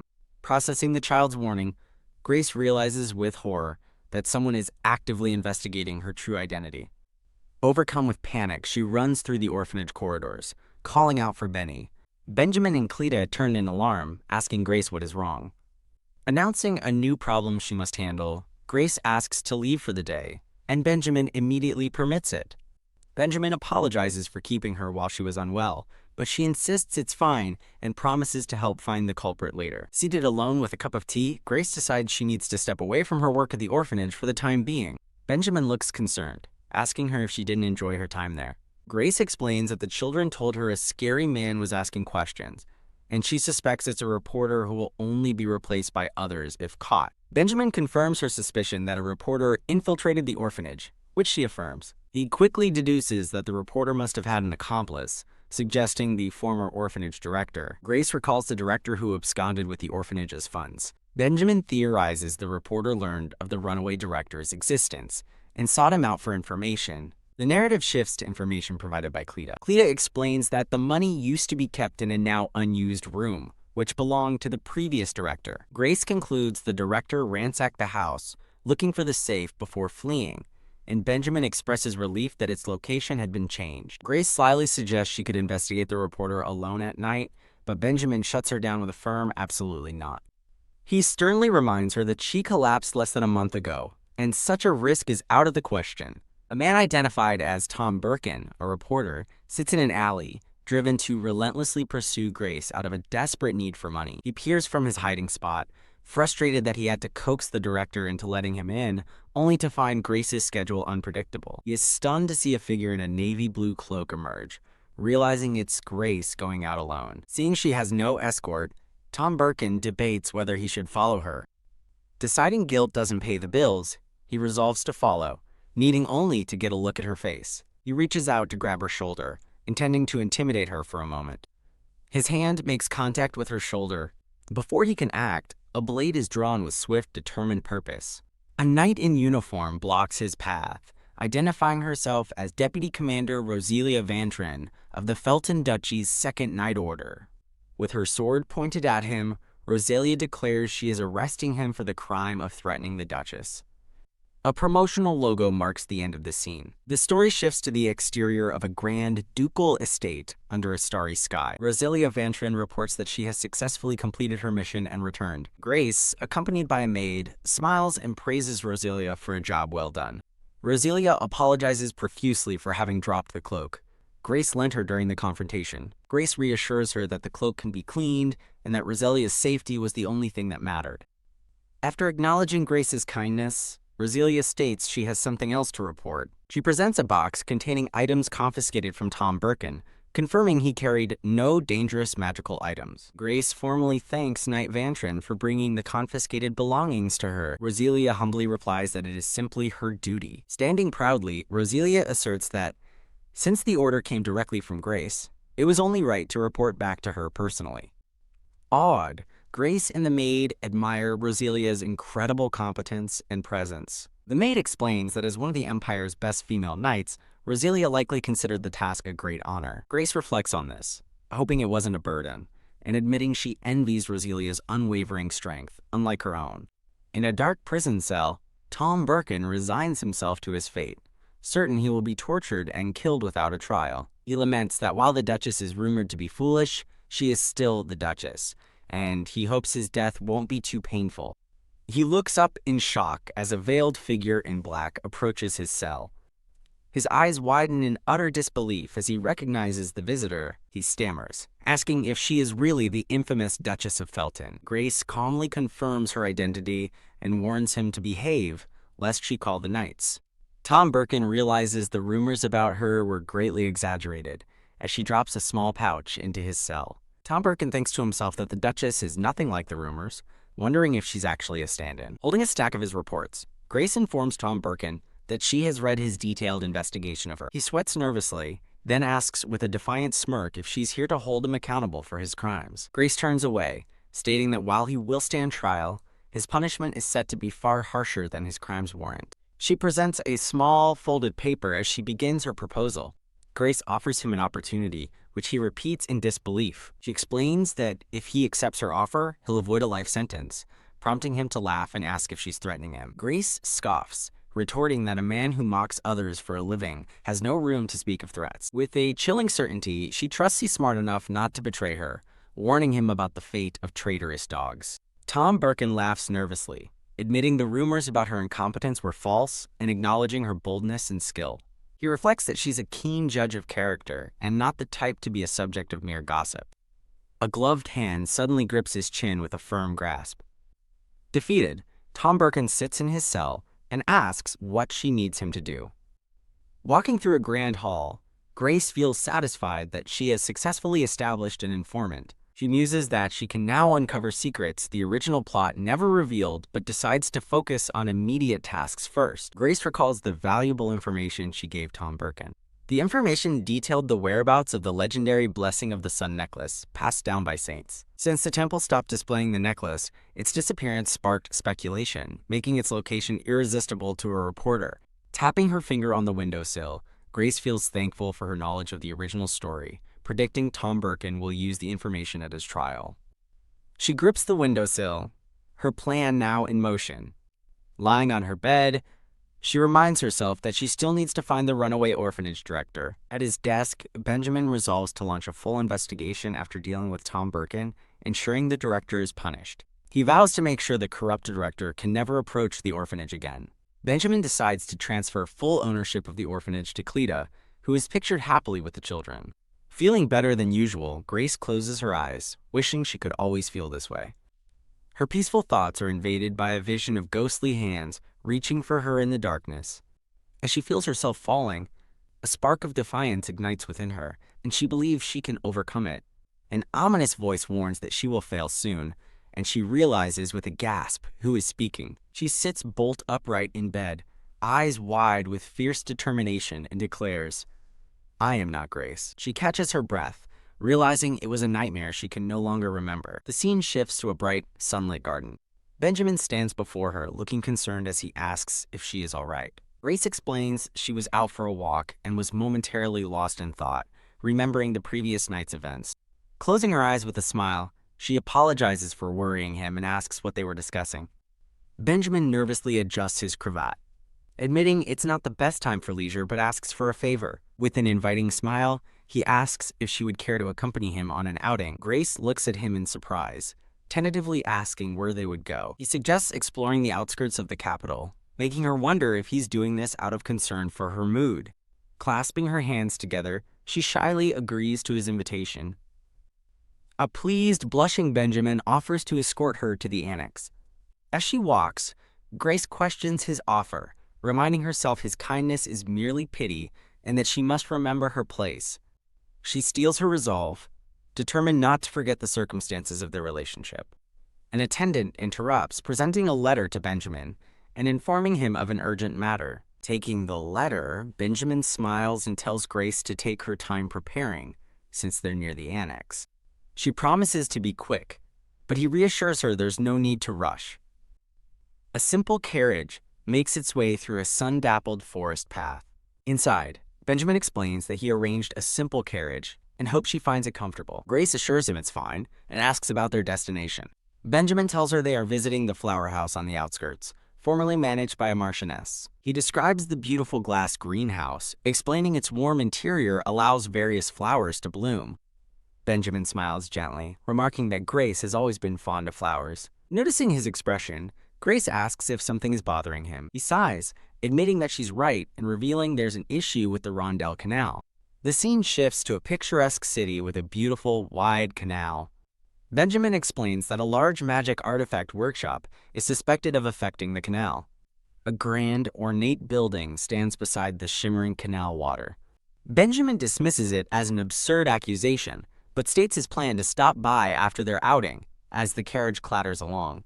Grace thinks his priorities seem off and suggests they visit the Rondell Canal together today instead. Surprised, Benjamin expresses concern that she would have to be in a crowded area. Grace smiles confidently, saying she will be fine with him by her side to keep people away. Benjamin chuckles, agreeing with her logic and instructing the driver to redirect the carriage to the Rondell Canal.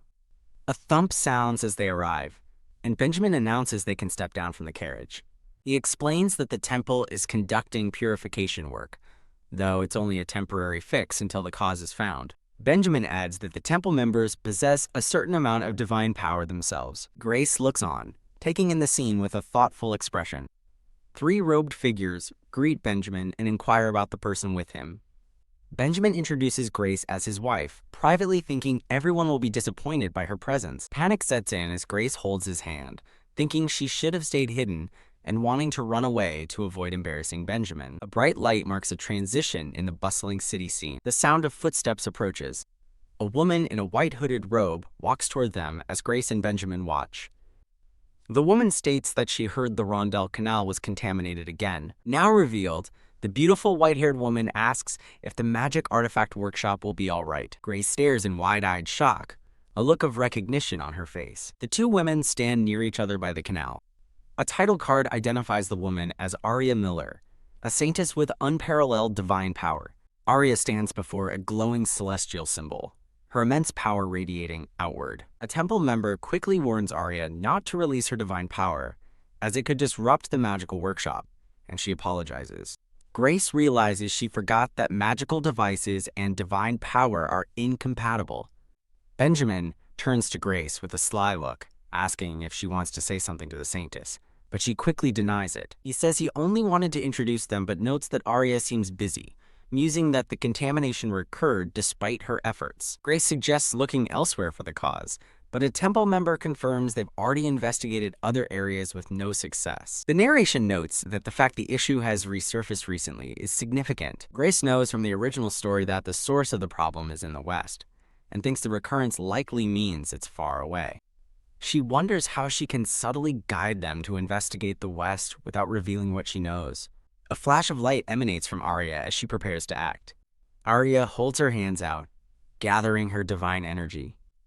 Grace gasps as an idea suddenly strikes her. Smiling brightly, Grace proposes that since the saintess has wide-ranging abilities, she could try to read the direction of the corruption. Intrigued, Benjamin asks her to elaborate on how that would work. Grace explains that since the contamination spreads through rivers, they could use holy power to trace it upstream like a thread. She continues, theorizing that an extended form of the power would naturally seek out the contamination, saving time and manpower. Benjamin is left utterly speechless by her brilliant suggestion. A satisfied smile spreads across his face. Benjamin proudly announces that his wise wife has an interesting idea, causing Grace to panic internally. He considers how her suggestion will be a great help to the busy saintess. Grace quickly interjects, insisting Benjamin could explain it better and claiming she is tired and wants to rest in the carriage. She puts on a big smile, hoping her excuse is convincing enough for Benjamin to understand. Looking slightly dejected, Benjamin agrees that it's unfortunate, but offers to escort her back to the carriage. A click is heard as Grace steps onto the carriage step. Back in the carriage, Grace steadies herself with a hand on her dress. Looking out the window, she admits to herself that she is genuinely tired. She watches Benjamin speak with Arya, a thoughtful expression on her face. Her mind pictures them surrounded by flowers, thinking they look almost like a couple. Grace reflects that she feels surprisingly numb, as if she can't hear or feel anything, unlike how she normally would. A hand gently brushes through her hair, rousing her. A voice calls out to her as she begins to wake. Startled, Grace sits up and asks Benjamin if he has finished his work. Benjamin smiles, confirming that her tracking method worked, though Arya said it would take more time. He explains he persuaded the others by reminding them that the saintess is there to protect everyone equally. As Grace sleeps, Benjamin notes they can still visit the flower house, but is interrupted by a man urgently calling for them. Both startled, they look out the window as Benjamin asks what's wrong. A man reports a fire at the orphanage Grace used to frequent, causing her to gasp in shock and insists they go immediately. Benjamin agrees they must hurry and tells Grace she can accompany him. Arriving at the scene, Grace stares in horror at the burning building, hoping there are no major problems. She watches helplessly as flames consume the orphanage. A guard informs Benjamin that a fire broke out, causing minor injuries but no deaths, and that it doesn't seem like an accident. The guard identifies a collapsed man as the prime suspect, since only women and children live at the orphanage. Benjamin examines the unconscious suspect, noting he's in no condition to speak. A young woman with a soot-stained face approaches, and Benjamin recognizes her as Cleta Den. Visibly shaken, Cleta nervously asks Benjamin if she can ask him something. After he agrees, she reveals the suspect is the former headmaster, and that she doesn't know how he snuck inside. Cleta explains that he started the fire in the oil storage room, and, strangely, never tried to escape. She suggests he may have given up on life, but adds that he said something odd before losing consciousness. Cleta looks deeply troubled as she recalls the man's last words. Her expression is filled with fear and uncertainty. She pauses, hesitating to reveal the chilling information. Cleta reveals the headmaster claimed the fire was revenge against Benjamin and Grace, leaving Grace stunned. Horrified, Grace mutters the word revenge in disbelief. She internally seethes with rage, furious that the director ignored her warning to stay still. Her mind shatters with frustration, echoing the word idiot. Grace is overcome with despair, her face shadowed by the terrible news. Benjamin gently puts his arms around her, telling her it's time to go home. As Benjamin comforts Grace, an off-screen voice wonders aloud about the revenge being against the Duchess. Someone speculates about other nearby ducal families being the target. A dreadful thought strikes Grace as she denies the possibility in terror. Trembling, she grabs Benjamin's arm for support, and he calmly responds. He gently encourages her to speak slowly, as she shakily asks if he can provide a place for the orphanage residents to stay. Benjamin agrees without hesitation, thinking to himself that he expected such a considerate request from his wife. Grace murmurs worriedly about finding a safe place for everyone. Benjamin consoles her as they walk away from the scene under the moonlight. The scene transitions from the moonlit night to the grand ducal estate. In a nightmare, a disembodied voice taunts Grace, calling her foolish, worthless, and complicit. She wakes with a gasp, clutching her chest and wondering if the fire was her fault too. Grace clutches her head, overwhelmed by a throbbing pain. A maid enters the room, asking if she has awakened. Grace explains it's hard to move and asks for an update. The maid reports that guests from the orphanage have arrived. Understanding immediately, Grace instructs the maid to prepare the tea room for their guests. Grace then asks the maid to summon Cleta, explaining she needs to discuss something urgent with her. The maid bows respectfully, assuring Grace that she will take care of everything. Now alone in her room, Grace sits up in bed, her expression filled with quiet resolve. A soft rustle sounds as she determinedly slips her feet into a pair of slippers. Grace reflects on how her efforts for the orphanage seem to have turned against her, admitting she's scared to face them and their possible resentment. Her gaze hardens with determination as she realizes she will regret it for the rest of her life if she runs away from her duties. She firms her resolve, deciding she must change, no matter how much fear she feels. In an ornate tea room, Grace calls out to her guest, Cleta. Grace formally introduces herself as Grace Felton, warmly thanking Cleta for coming, despite the difficult circumstances. Flustered, Cleta quickly insists it's not uncomfortable at all, expressing immense gratitude for Grace's help with their housing. Grace gently asks if Cleta is aware of the rumors surrounding yesterday's fire, as dark, distorted figures appear in her mind. Cleta shouts in outrage, declaring that she doesn't believe it for a second. Cleta passionately defends Grace, stating the rumors describe a completely different person from the Duchess, who has always cared for them, even arranging this safe place. With a relieved smile, Grace tells Cleta she understands, and not to worry about it. Cleta clenches her fist, admitting that no one is truly okay, and that her co-workers have also faced their share of prejudice. She recalls her friends from the orphanage, stating that they couldn't just casually talk about Grace. Cleta explains that because she wanted to make things right, she spoke with everyone first. Grace listens with a solemn expression as Cleta continues to speak. Blushing with admiration, Cleta declares that Grace is their benefactor and that they don't believe the word revenge for even a moment. Beaming brightly, Cleta offers her complete support, telling Grace to ask for anything and promising to do all she can to help. A gentle smile touches Grace's lips as she looks down, moved by the heartfelt declaration. Looking up with purpose, Grace begins to explain her request. The narration reveals Cleta accepted the request, and Grace arranged for them to have a new dwelling with a tea garden, hoping their business prospers. Together, the women from the orphanage will now support each other and find pride in their new work. Later, Benjamin informs Grace that her tracking method was extremely effective, allowing them to pinpoint the source of the Western contamination with the Saintess's help. He turns to her, adding that he owes it to the Saintess for helping him see the new approach. Benjamin looks at Grace with genuine admiration, telling her she's remarkable and that no one else could have thought of her idea. Flustered by the praise, Grace blushes and thinks to herself how strange it feels to receive such recognition. Grace gets his attention, and he encourages her to speak her mind. She nervously asks if she might be able to join the mission to the contaminated area. Benjamin's expression turns serious as he warns that the mission could be dangerous and he's not sure her health can handle it. Grace insists she's just frustrated and needs fresh air, promising not to be a burden and expressing her desire to help. She internally admits it's more than an excuse. She realizes she must take action herself to fix her damaged reputation. She clasps her hands together, anxiously wondering if Benjamin will grant her request. After a moment of thought, Benjamin smirks and agrees to her wishes, saying he wants to show her something anyway. Feeling relieved, Grace thanks her maid Sally. Sally replies that Knight Vanton will be an excellent escort, and he assures Grace no one will harm her. As they depart, narration explains Duke Linden's scholarly work on a holy relic, and Grace's hope that this mission helps her reclaim her memories. A carriage wheel spins as they arrive at the desolate site, and Grace covers her mouth, horrified by how awful the contamination is. Benjamin declares the distribution of relief supplies is the priority. An attendant reports that their site has already been investigated. The attendant mentions that geologists are present because the contaminated land might harbor rare plants, an idea that piques Benjamin's interest. Grace reveals her true goal is a closed mining town, knowing that after Arya purifies it, the people there won't know who saved them. A geologist confirms they are looking for rare plants near the mine and hands Grace a book with a ribbon to mark her path. Under the moonlight, Grace studies a map showing that contamination is as bad as expected. Benjamin's voice suddenly calls out to her. Benjamin asks if she has time tonight, clarifying he means for reconnaissance, which startles her. Though momentarily disappointed, Grace brightly agrees to wait for him until dawn, saying she has something important to discuss.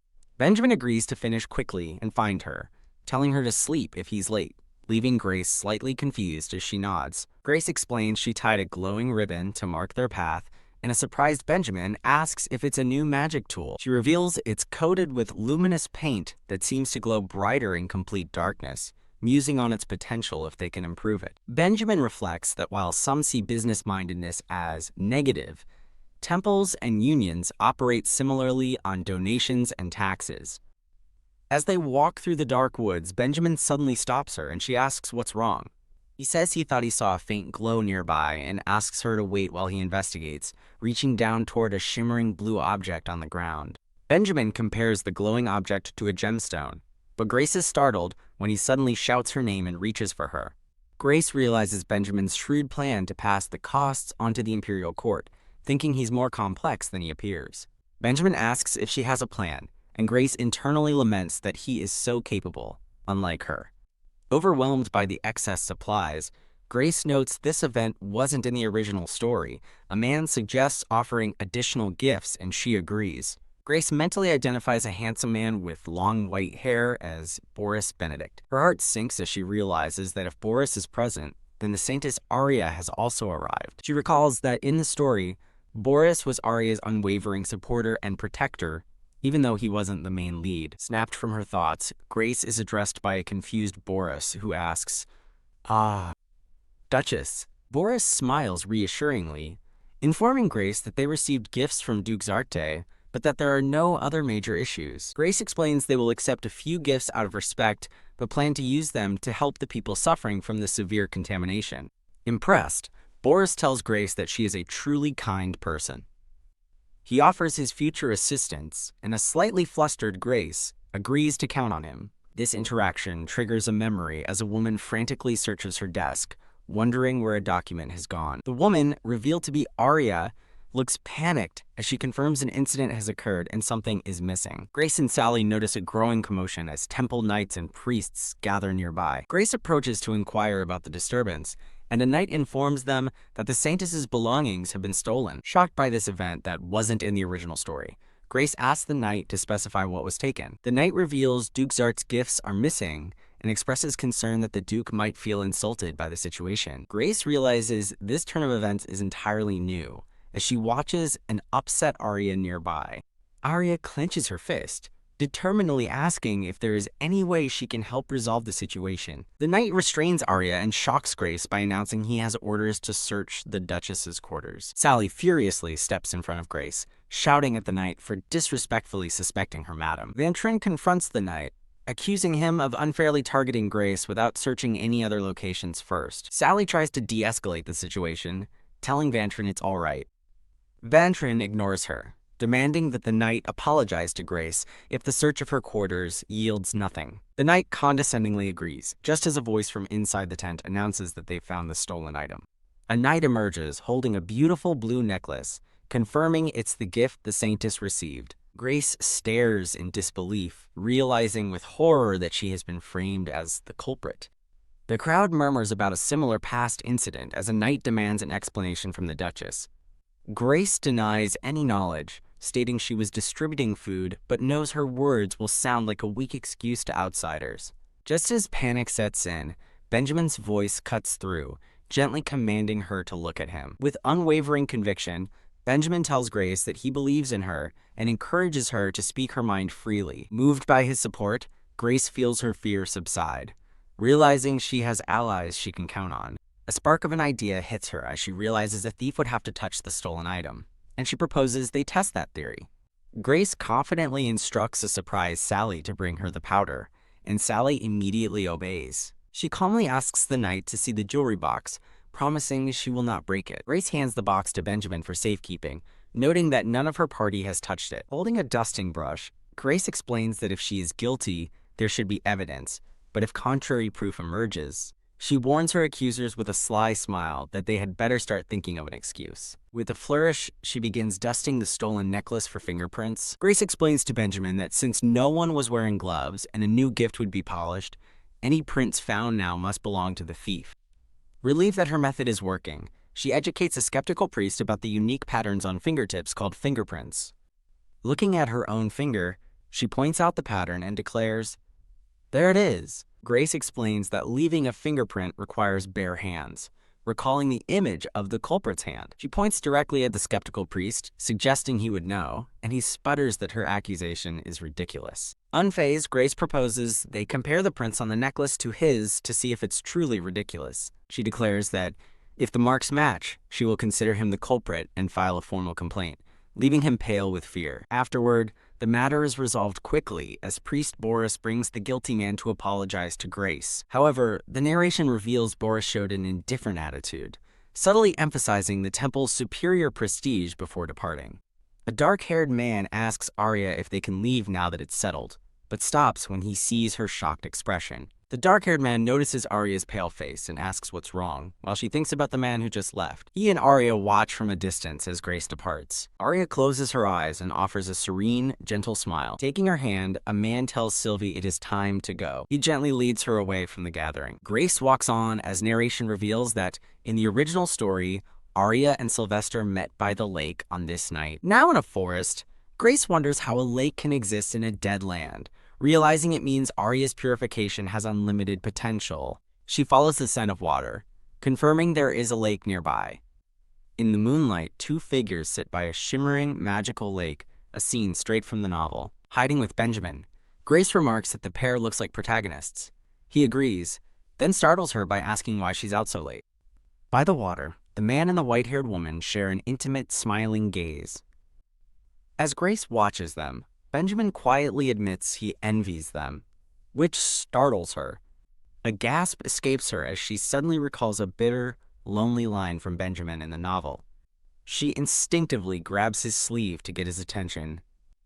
Turning to Benjamin, she asks if she might greet the Saintess. A blushing Benjamin happily agrees and says they should go immediately. Relieved, Grace laughs to herself, wondering if she was overthinking his feelings. Benjamin announces he is removing a perception-blocking magic tool, causing a startled reaction from the couple by the lake. Both Sylvester and the Saintess are shocked by their sudden appearance, with the Saintess stammering in confusion. Benjamin apologizes for disturbing them, claiming he was just taking a walk. Sylvester looks flustered, recognizing Benjamin and calling him brother. The Saintess urgently asks them to stay a little longer, surprised by their welcoming attitude. Grace realizes she has something she'd like to discuss with them. Grace asks Benjamin for permission to speak with the Saintess privately, and he agrees, but tells her not to wander too far.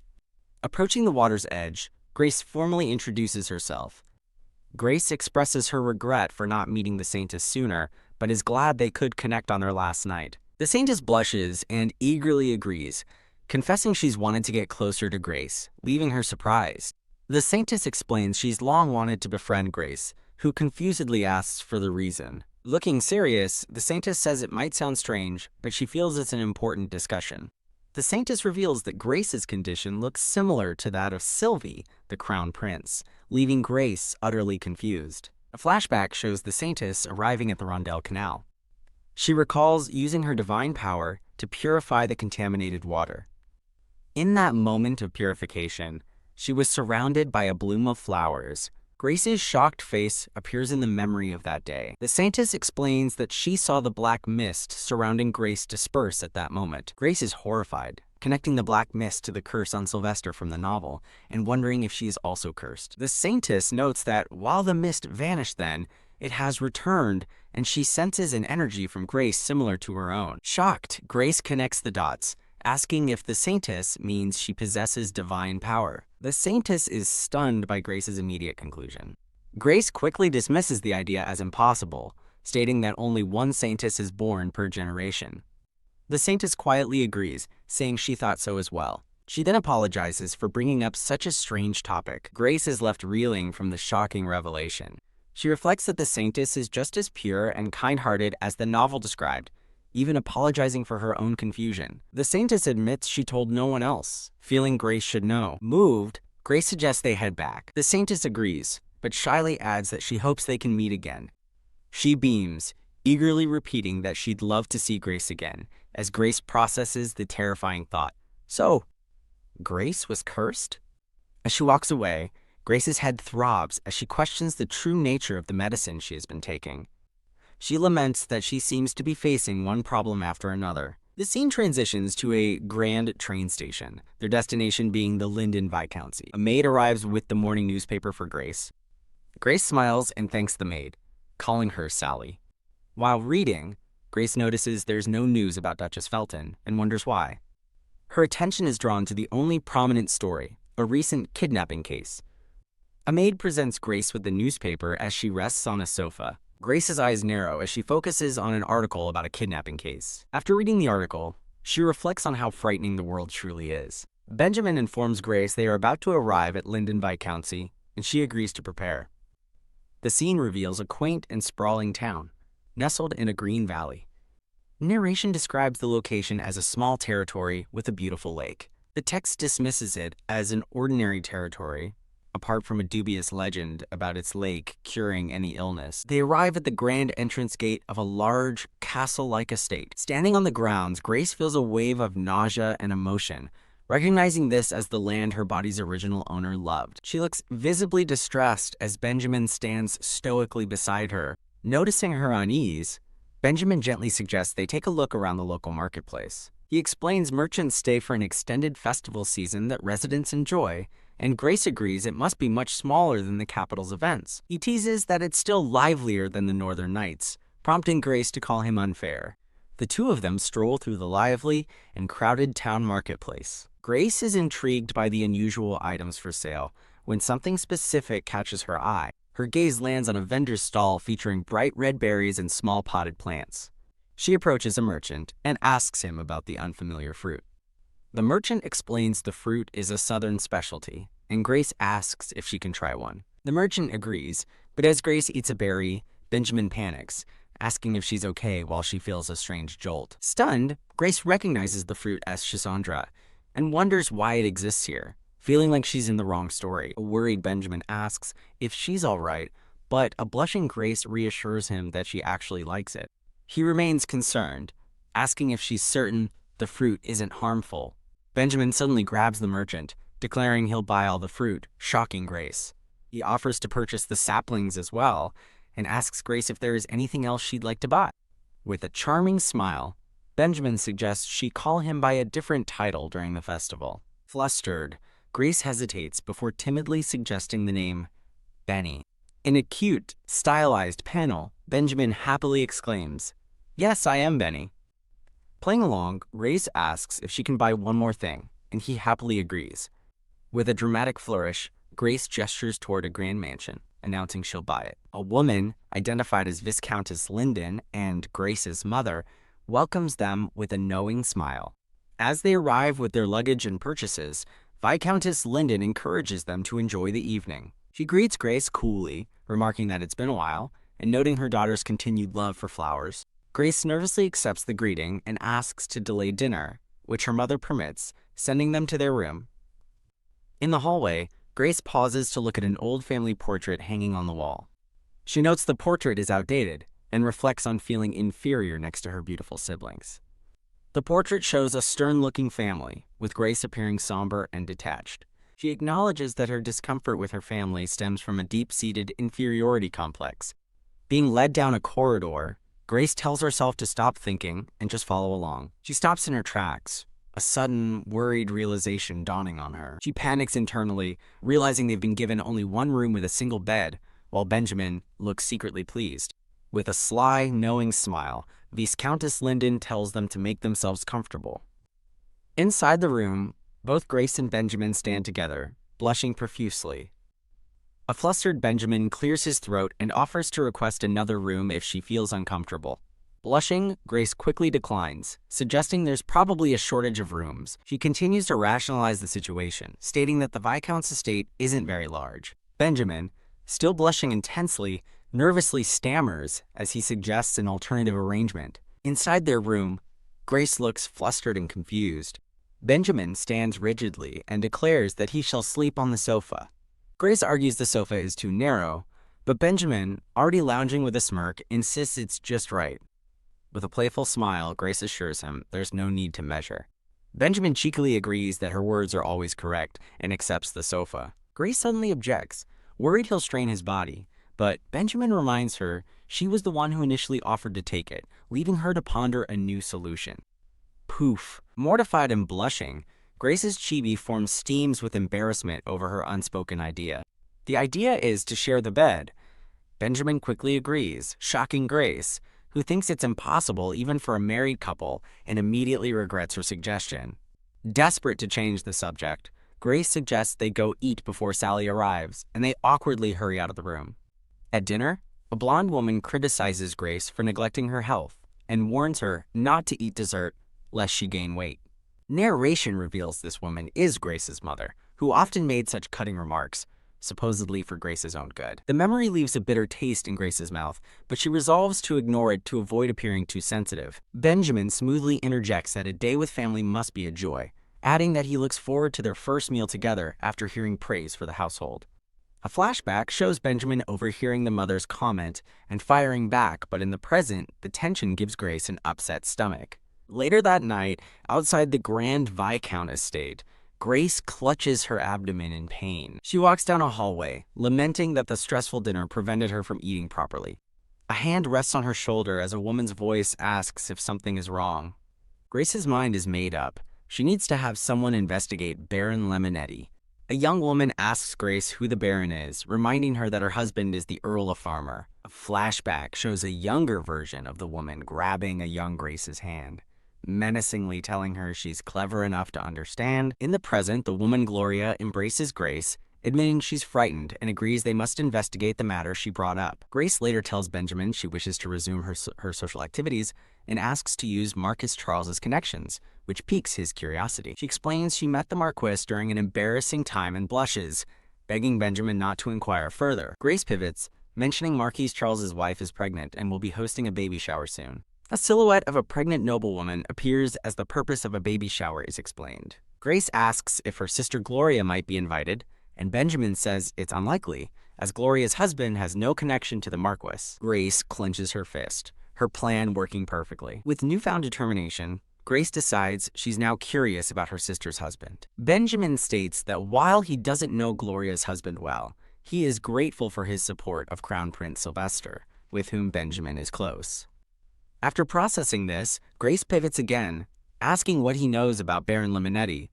Benjamin admits he's never heard the name before, guessing he's a rural noble, as Grace confesses she only just learned of him herself. Grace laughs and entrusts the gathering to Benjamin, but inwardly she worries that this unknown, suspicious noble might be too much for her to handle.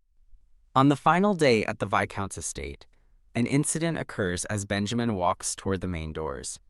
Checking his watch, Benjamin notes that Grace is running a bit late. An attendant named Abel approaches, and Benjamin acknowledges him. A man and woman burst in frantically, the man shouting that something terrible has happened. The man reveals Grace has been kidnapped, and Benjamin's expression turns dark as he asks for clarification. The scene transitions with a foreboding, dark texture. In disbelief, Benjamin asks if they are truly telling him his lady was kidnapped directly from the estate. The Viscount confirms a threatening letter was delivered, but he's unsure of the reason for the kidnapping. Benjamin is shown a ransom note composed of mismatched, cut-out letters. Abel observes that the letters were cut from a newspaper and pasted together. Benjamin grimly studies the note, confirming Abel's assessment. When Benjamin asks to seal the Viscounty, the Viscount nervously explains that it might be difficult. Abel steps forward, sternly demanding to know the reason for his hesitation. The Viscount flinches, looking panicked. The Viscount explains that external merchants are passing through, and sealing the borders without explanation would destroy the Viscounty's reputation. Benjamin thoughtfully considers the situation and concedes that the Viscount's reasoning makes sense. The Viscount adds that the kidnappers demand 10 million zen, a sum the Viscounty cannot afford to pay. Benjamin declares the Felton Duchy will pay the ransom, but in exchange, the Viscount must grant him a different request. His request is simple. He wishes to borrow the uniform of a castle gate guard. Grace awakens blindfolded and bound in a cramped, dark space, wondering where she is. She realizes her hands, feet, and mouth are covered, the horrifying truth dawning on her.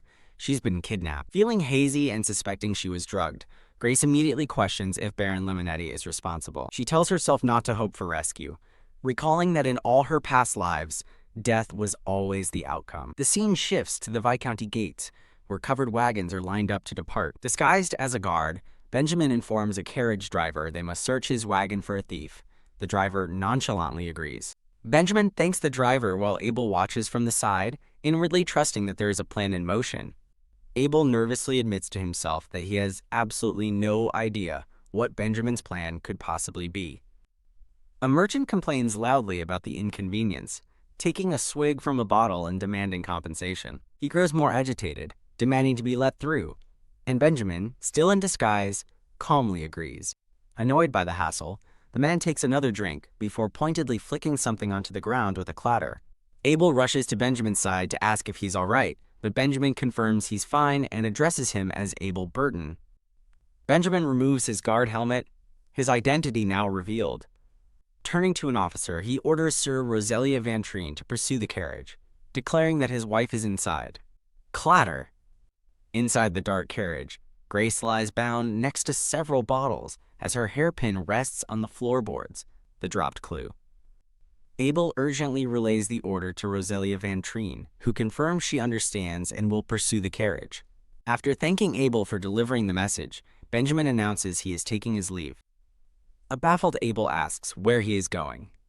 Benjamin smiles serenely, stating he is returning to the manor. He explains that the driver was only a decoy, and the real culprit must be caught quickly as Roselia Van Treen gives chase. Still confused, Abel asks why Benjamin is returning to the Viscount's estate if the culprit is escaping. With a determined glint in his eye, Benjamin reveals he intends to meet the true culprit for a personal talk. The scene transitions back to the Viscount's grand estate. Inside a lavish room, Benjamin calmly tells the Viscount and his wife that their conversation shouldn't be long. Benjamin presents documents pertaining to a mine Grace helped them acquire, noting its profits far exceed the ransom demand. He confidently states he will rescue Grace, making the ransom unnecessary, as the Viscount and his wife sweat nervously. Crackle! Benjamin crushes the documents in his hand, his demeanor turning icy cold as the couple flinches. With a piercing glare, Benjamin drops all pretense and asks them why they did it. He directly accuses them. For what reason did you kidnap my wife, who also happens to be your daughter? A warning notice is displayed for the reader. In a brief flashback, the Viscountess is seen speaking with an attendant named Gilbert. The Viscount then enters, holding a letter and proposing a good idea to them. Back in the present, Benjamin confronts the couple, stating he summoned them together because a husband and wife are of one mind. Benjamin scoffs at their feigned ignorance, explaining that the crudely made ransom note proves their guilt, as they feared their handwriting would be recognized. Meanwhile, Roselia Van Treen reports that the estate is surrounded, concluding Grace's disappearance was an inside job. The Viscount finally confesses, admitting he orchestrated it due to a crippling debt of 10 million zen. Benjamin listens intently, his expression unreadable. The Viscount desperately explains that some of his people were taken hostage, leaving him with no choice. When the Viscount claims he alone knew the plan, Benjamin realizes everyone was involved and wonders how to break this news to his lady, as a memory of a smiling Grace fills his thoughts. He resolves that Grace must be told everything about her family's betrayal once she is rescued. Benjamin reflects on how he tried to think well of her family because she always spoke of them so fondly. He clutches the documents, questioning whether a family that would stage their own child's kidnapping can be considered good. With a cold stare, Benjamin offers the Viscount the documents he just praised. The Viscount hastily declines as Benjamin turns to leave. As the Viscount calls out to him, Benjamin pauses, asking if he has something to say. The Viscount shrinks back, managing only to say he has nothing more to add. Benjamin walks away, leaving the disgraced Viscount behind. A dark, transitional scene appears as Grace lets out a faint, "Ugh!" Lying bound and helpless, Grace begins to despair, believing Benjamin may have given up on her because she isn't worth saving. Alone and despairing, Grace's thoughts drift to Benjamin as she misses his warmth. A door bursts open as Benjamin rushes in, calling out frantically for his lady. Stunned and tearful, Grace looks up, realizing with disbelief that Benjamin has come for her. Benjamin quickly begins untying her restraints, gently asking if she's all right, and promising to explain everything. Overcome with emotion, Grace throws her arms around Benjamin in a desperate hug. She sobs into his shoulder, thanking him profusely for rescuing her. Clinging to him, Grace admits she was terrified. Benjamin reassures her it's natural, apologizes for being late, and says it's time to go home. As they walk away together, Grace asks if he has managed to capture the culprit. Benjamin confirms they have found the culprits and offers to let Grace decide their fate, volunteering to handle it if she cannot. After a moment of silence, Grace looks away and asks the devastating question. "My own family did this, right?" With a pained expression, Benjamin confirms her suspicion is correct, leaving Grace to stare out at the town in stunned silence. Tears stream down her face as she tries to speak to him. Overwhelmed by betrayal, Grace collapses among flowers, crying that she doesn't want to return to the manor. Benjamin looks down at her with a gentle, understanding smile, agreeing to her wish. An overhead view shows a grand carriage and its entourage departing from the town. Inside the carriage, Grace asks where they are headed, noting the scenery feels strangely familiar as they approach a lakeside estate. She gazes out the window, remarking on the beauty of the estate, whose colors remind her of autumn. Benjamin is glad she likes it, as she questions why the Felton Duchy owns property here and guesses it was for post-marriage visits.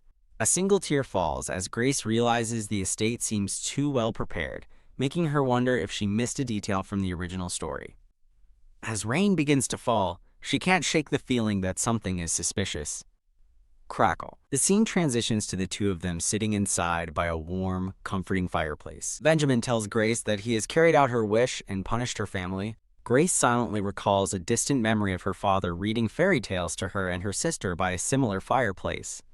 A flashback shows her father reading to them as she admits she hated those stories because other children used them to tease her. She touches a lock of her hair, pointing out to Benjamin that its color matches neither of her parents. She recounts being tormented by children who called her a demon's changeling, a flashback showing her being violently pushed down.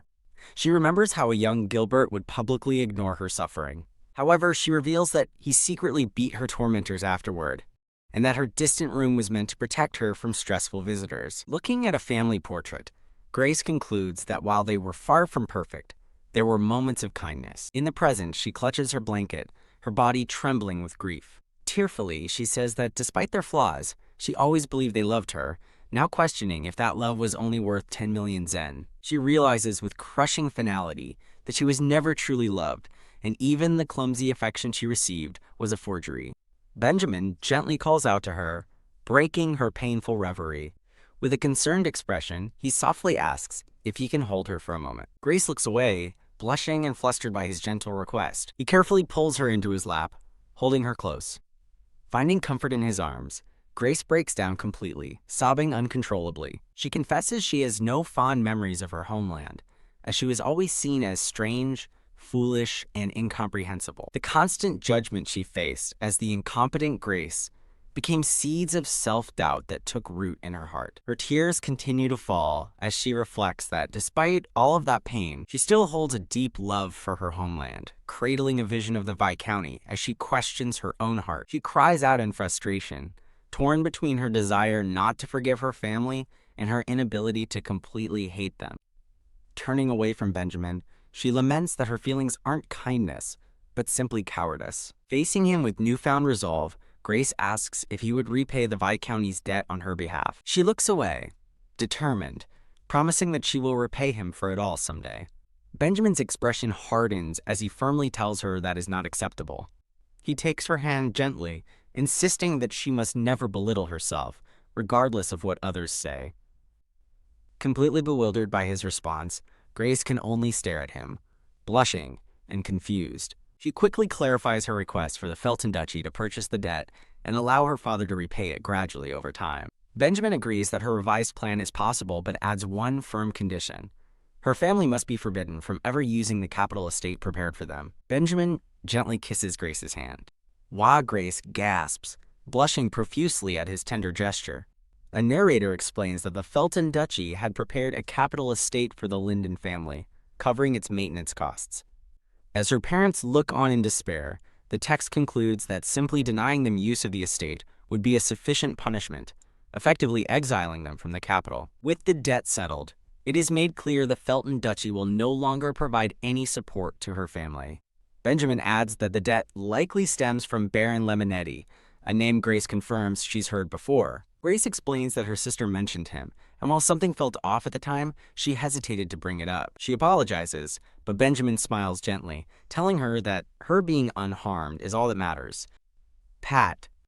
As they embrace by a rain-streaked window, he reaffirms that her safety is truly enough for him.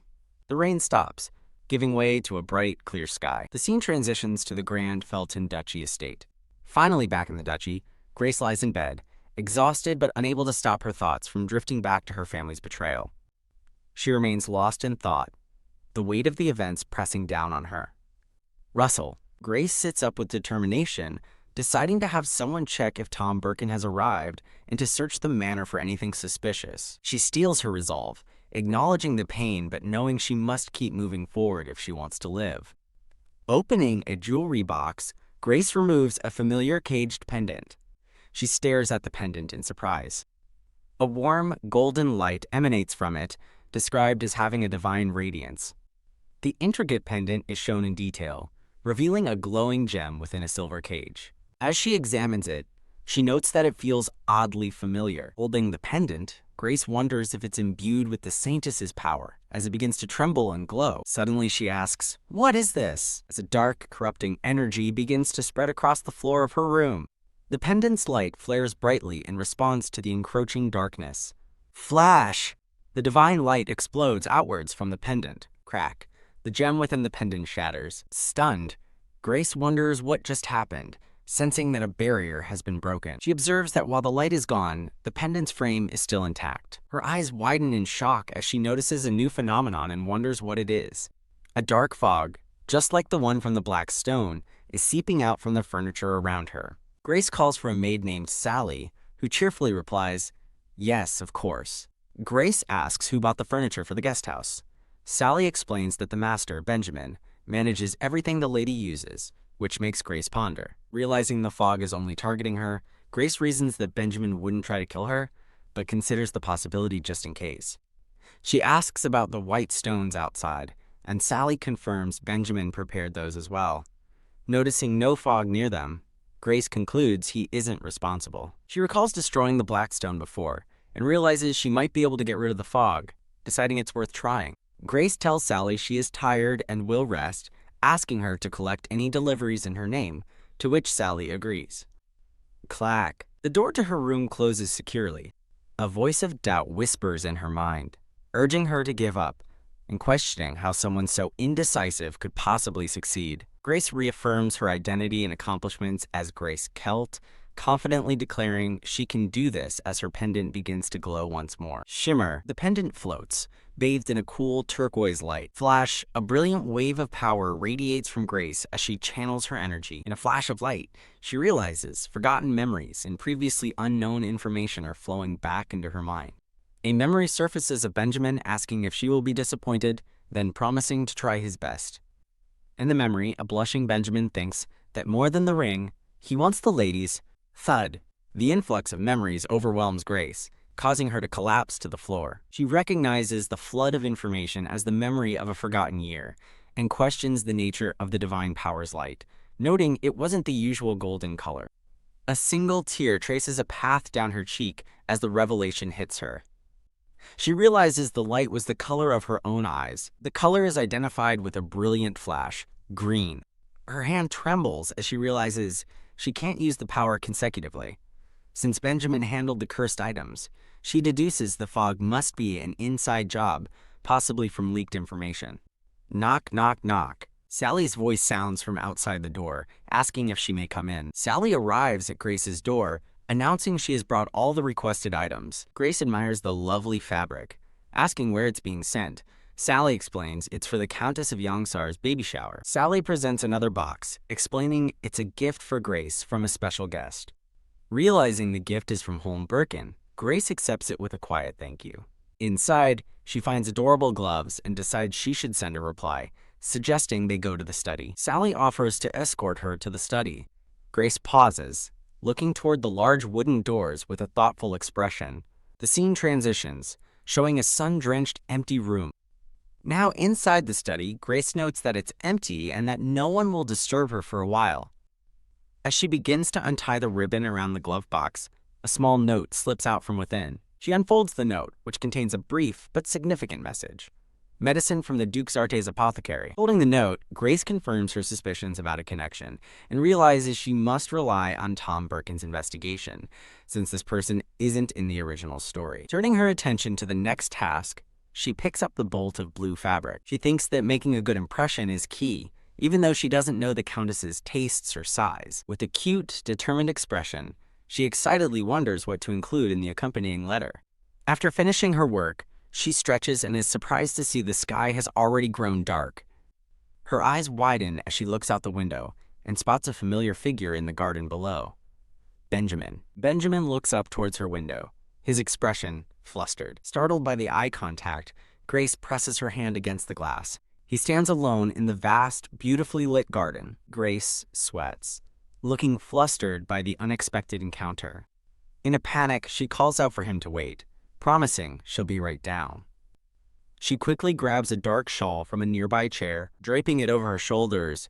She rushes out of the room. As she hurries, she feels an overwhelming sense of safety, musing that only Benjamin could possibly harm her. Reaching the garden, she catches her breath, her heart pounding. She stumbles towards Benjamin, breathlessly asking for wine and apologizing.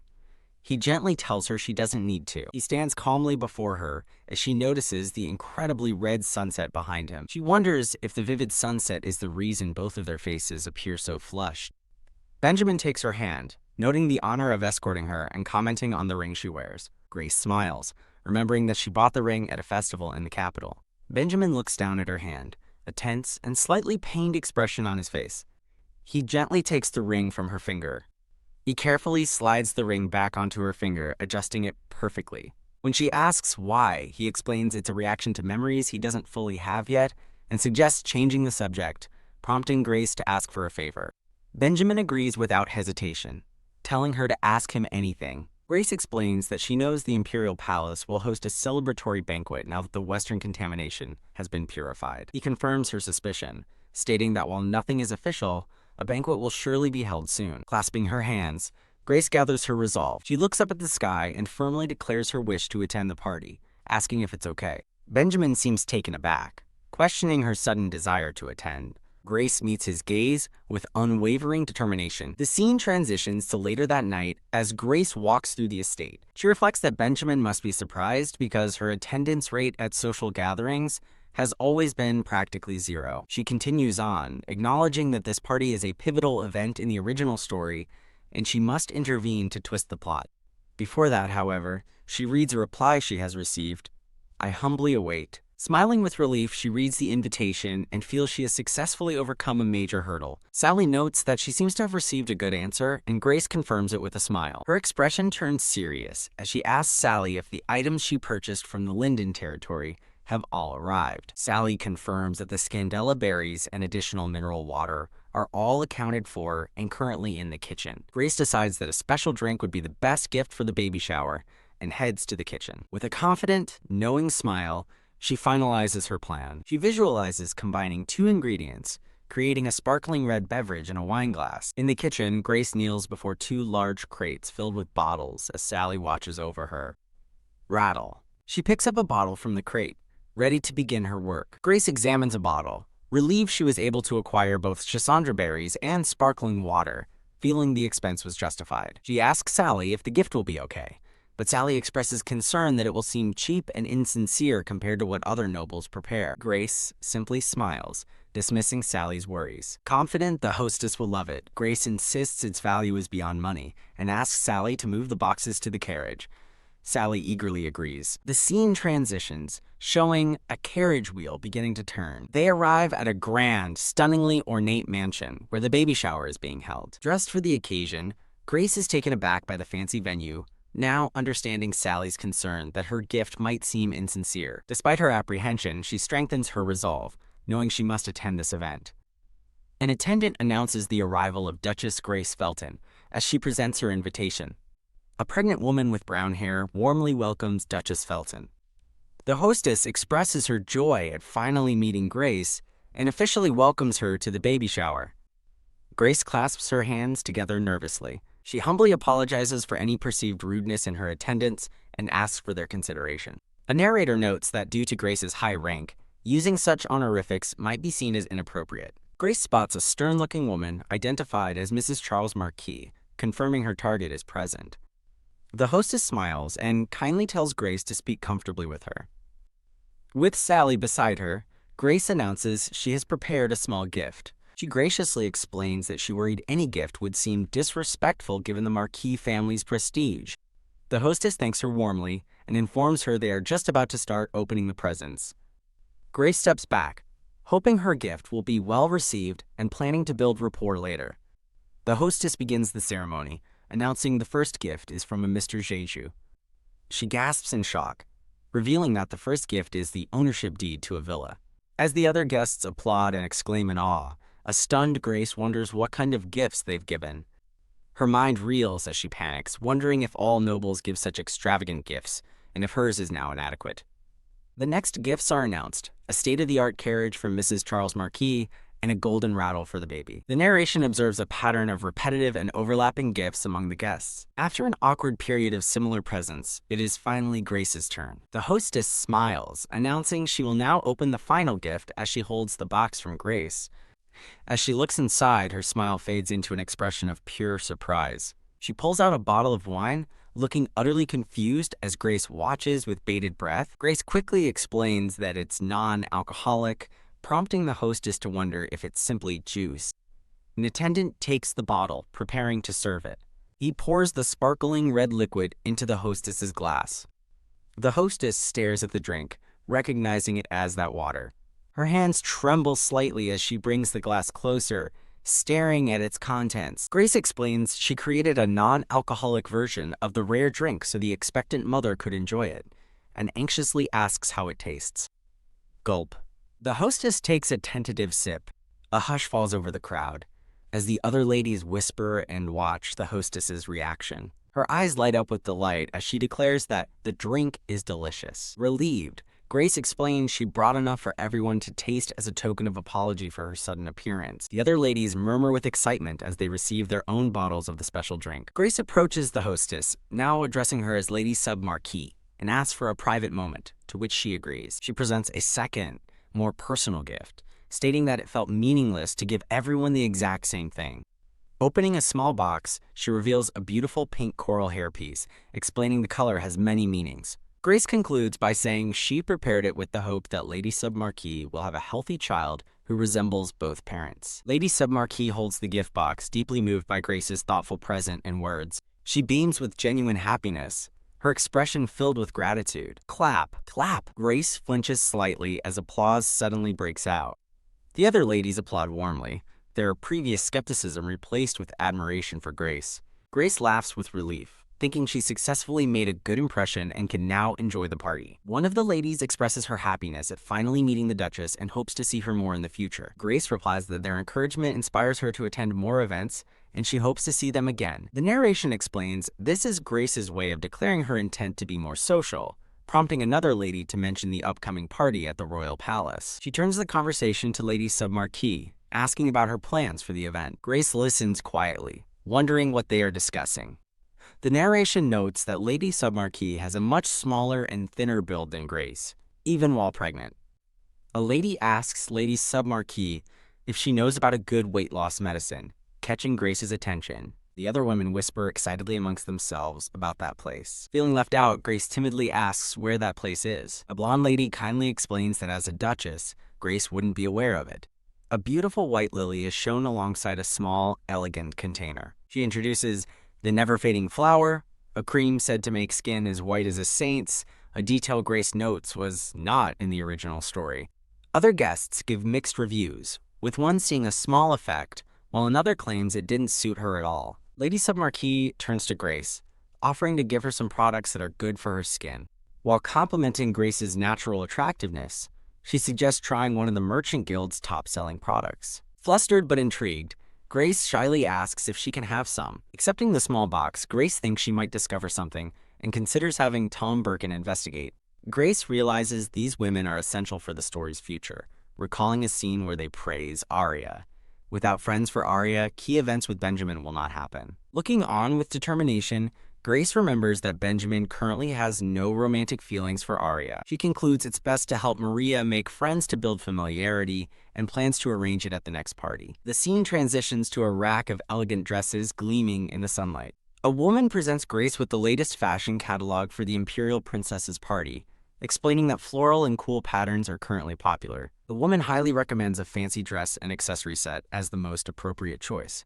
While looking through the catalog, Grace admits the design is certainly beautiful. However, she decides against buying it, determined to avoid the same fashion trend as Arya, the central figure of an important event in the original story.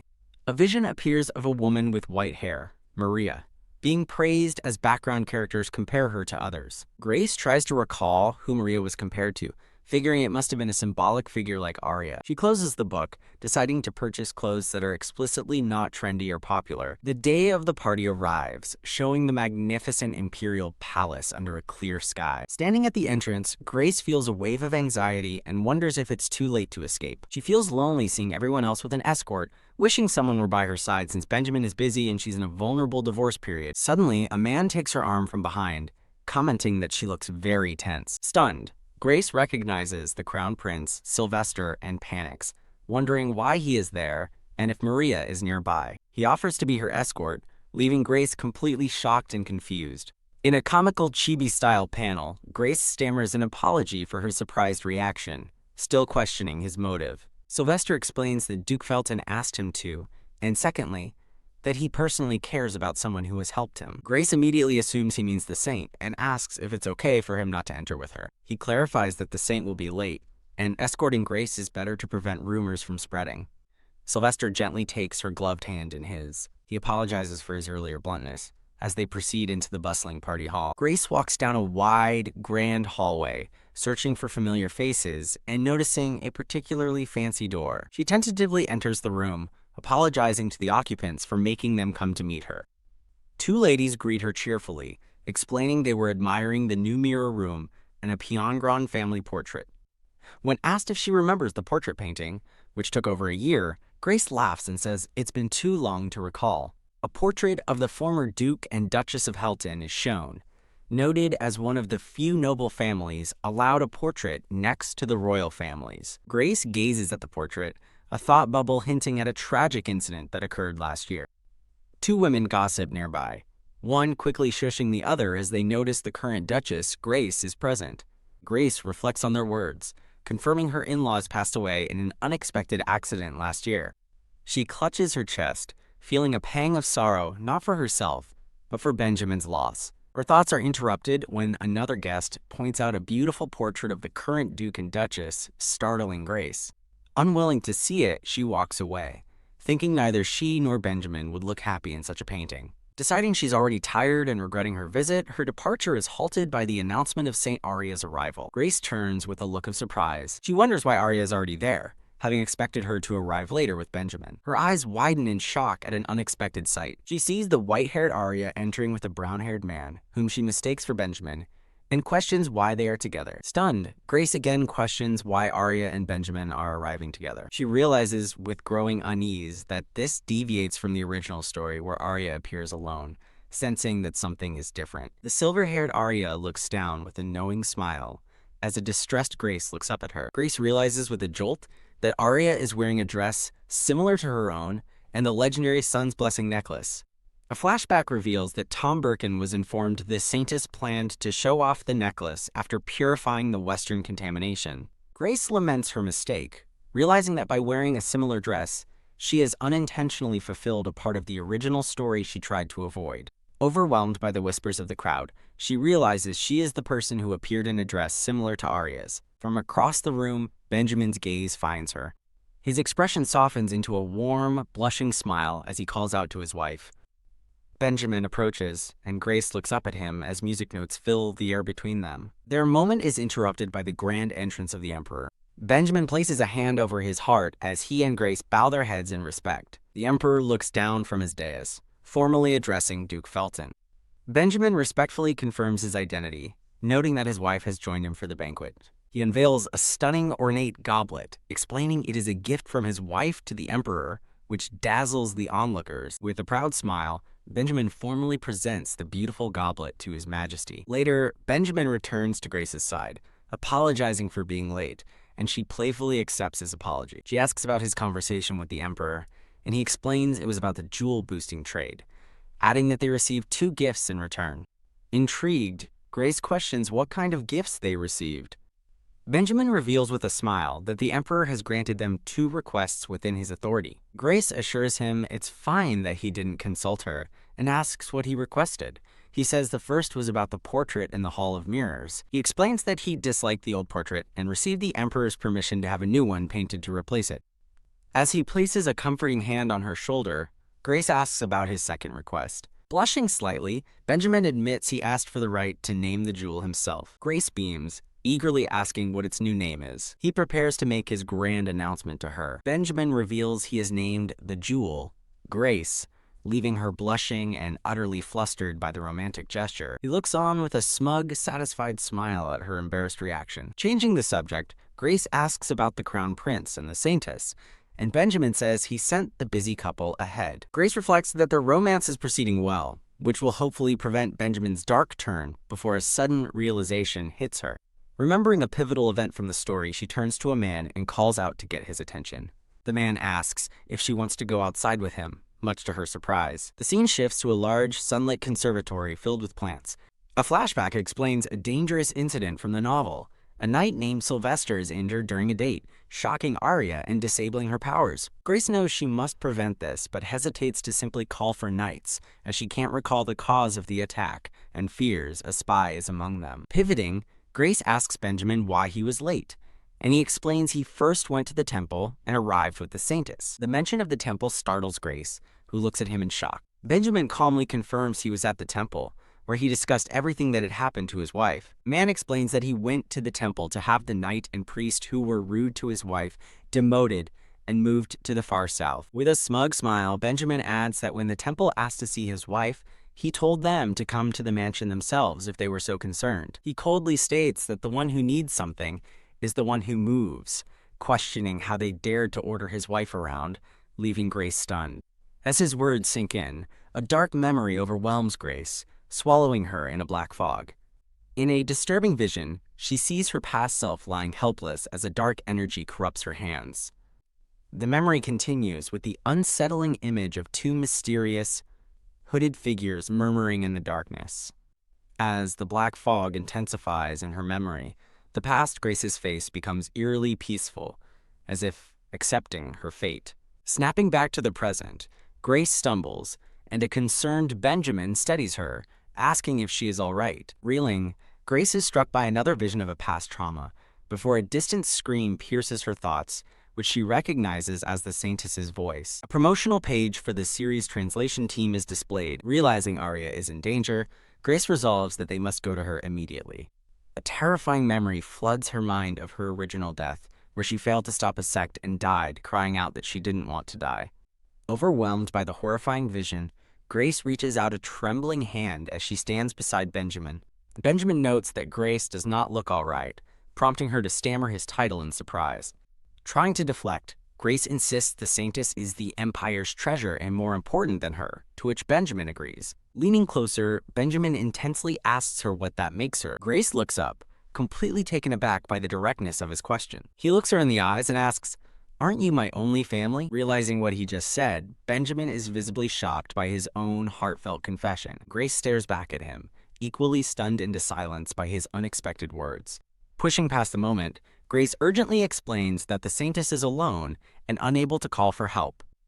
Benjamin surveys the area and agrees, noting the lack of knights nearby. Without warning, Benjamin sweeps Grace into his arms, announcing they'll go together, and leaving her utterly flustered.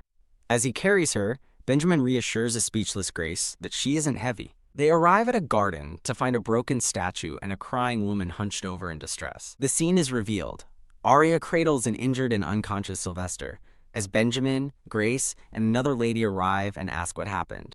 Arya looks up at them, her face streaked with tears of desperation and fear. Crying, Arya explains that a statue suddenly exploded while she was talking with Sylvester, and he was injured protecting her. Grace watches with a worried expression, realizing this dangerous event is unfolding. Looking at the tragic scene, Grace recalls that this incident was a major trial for the protagonist in the original story. A vision of Arya crying reminds Grace that this event is a crucial test for the story's heroine. The narration explains the core problem. Arya's divine healing power isn't working. The source of her power is explained. It grows stronger the happier she is. Because of her recent unhappiness, Arya is unable to summon the power needed to save Sylvester. Sylvester lies gravely wounded, clutching the bleeding gash in his side. Arya mentally berates herself, realizing her recent negative thoughts about the Crown Prince are blocking her happy memories and thus her powers. Watching Arya's struggle, Grace thinks with empathy that she understands exactly what's happening. Grace recalls the story of how Arya and Sylvester's relationship began while trying to undo his curse. A memory flashes of Arya and Sylvester sharing a happy, romantic moment by the water. Grace remembers that while Sylvester and Arya developed feelings for each other, Arya's current anxiety is making her recall only the worst things. A gentle voice speaks, reassuringly saying, "It's all right." Grace gently pats Arya's shoulder in a gesture of comfort. She encourages Arya, telling her that after every storm, the sky is always there. Grace humbly advises Arya to try healing him one more time, promising that Benjamin will help if she fails. Touched by the offer of help, Arya smiles through her tears, saying they are the first people to ever support her like this. With a small, sheepish smile, Arya comically clarifies, excluding Sylvester, to which Grace happily agrees. With renewed hope, Arya places her hands over Sylvester's wound to try and heal him again. Grace feels a sense of happiness wash over her as she wonders if she was able to help. She comes to a powerful realization, affirming to herself that she is someone who can be helpful to others. With a genuine, warm smile, Grace acknowledges her own happiness in this newfound purpose. In a moment of clarity, Grace thinks she might finally understand what happiness feels like. A brilliant light erupts from Arya's hands as she successfully heals Sylvester, leaving Grace and another lady speechless. A promotional page for the series translation team is displayed. Arya, her face filled with awe, turns to Grace and asks if she can see the glowing power.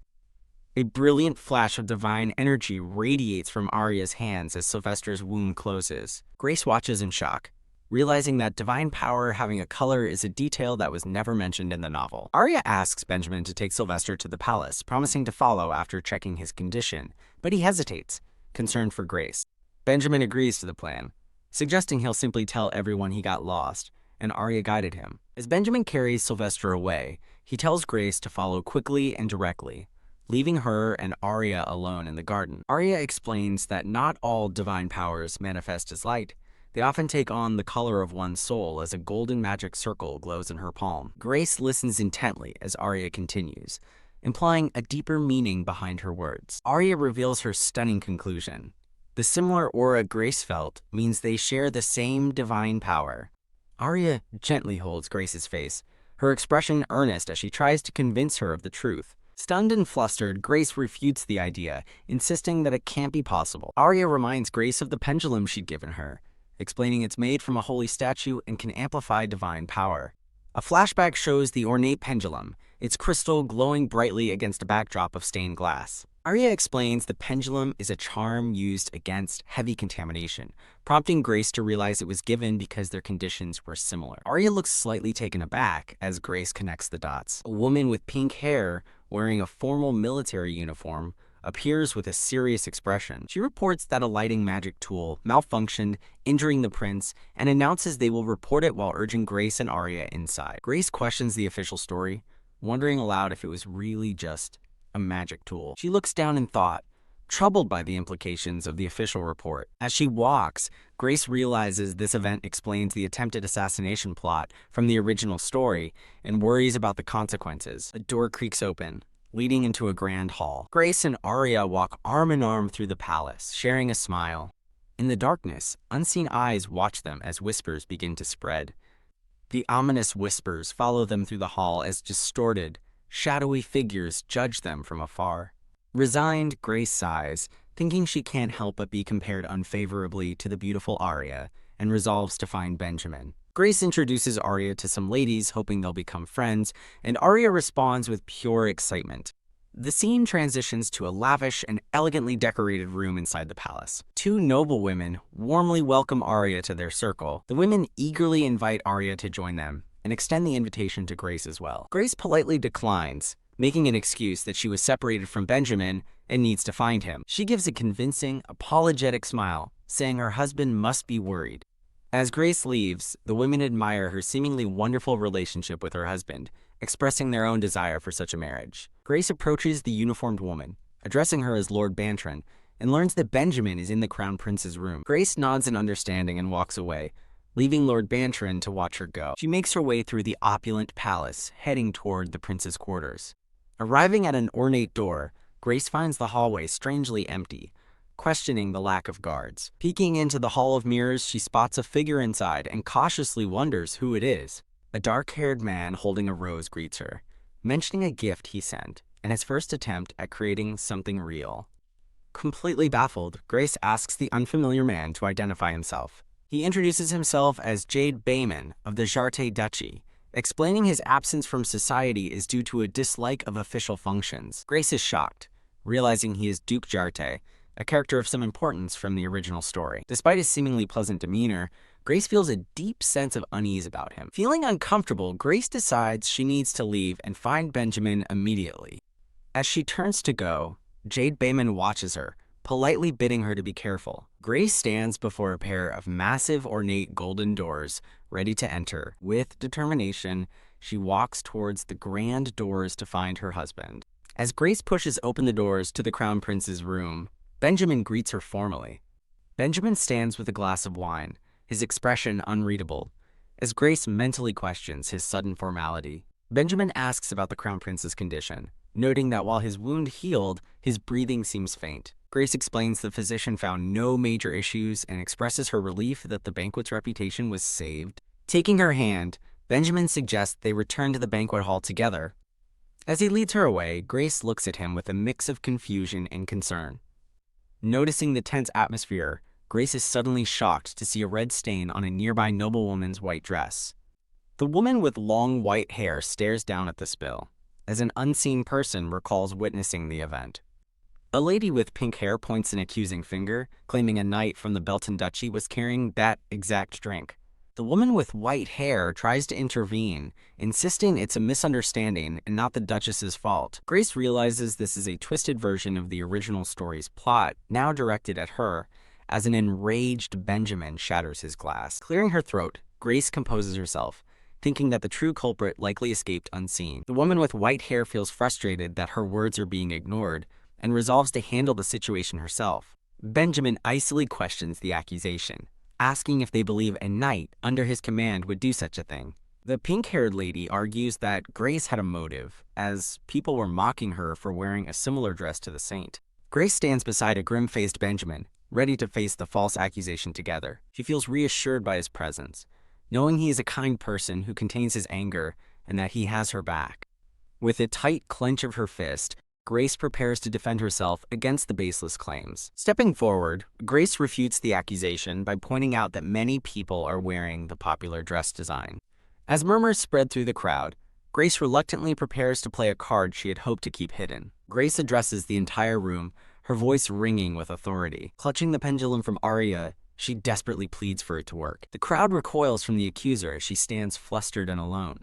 Holding up a glass of red liquid, Grace calmly identifies it as the tea in question. The accuser agrees, claiming a servant said only the Duchess took that specific tea. Grace and Benjamin stand together, unimpressed by the flimsy accusation. Looking over a list, Grace explains she checked the lounge's records and asks for the person who drank blue mallow tea. Cornered, The accuser stammers that their tea was a different color, to which Grace reveals that blue mallow turns red with lemon. Defeated, the young lady collapses to the floor as Grace and Benjamin stand over her with the proof.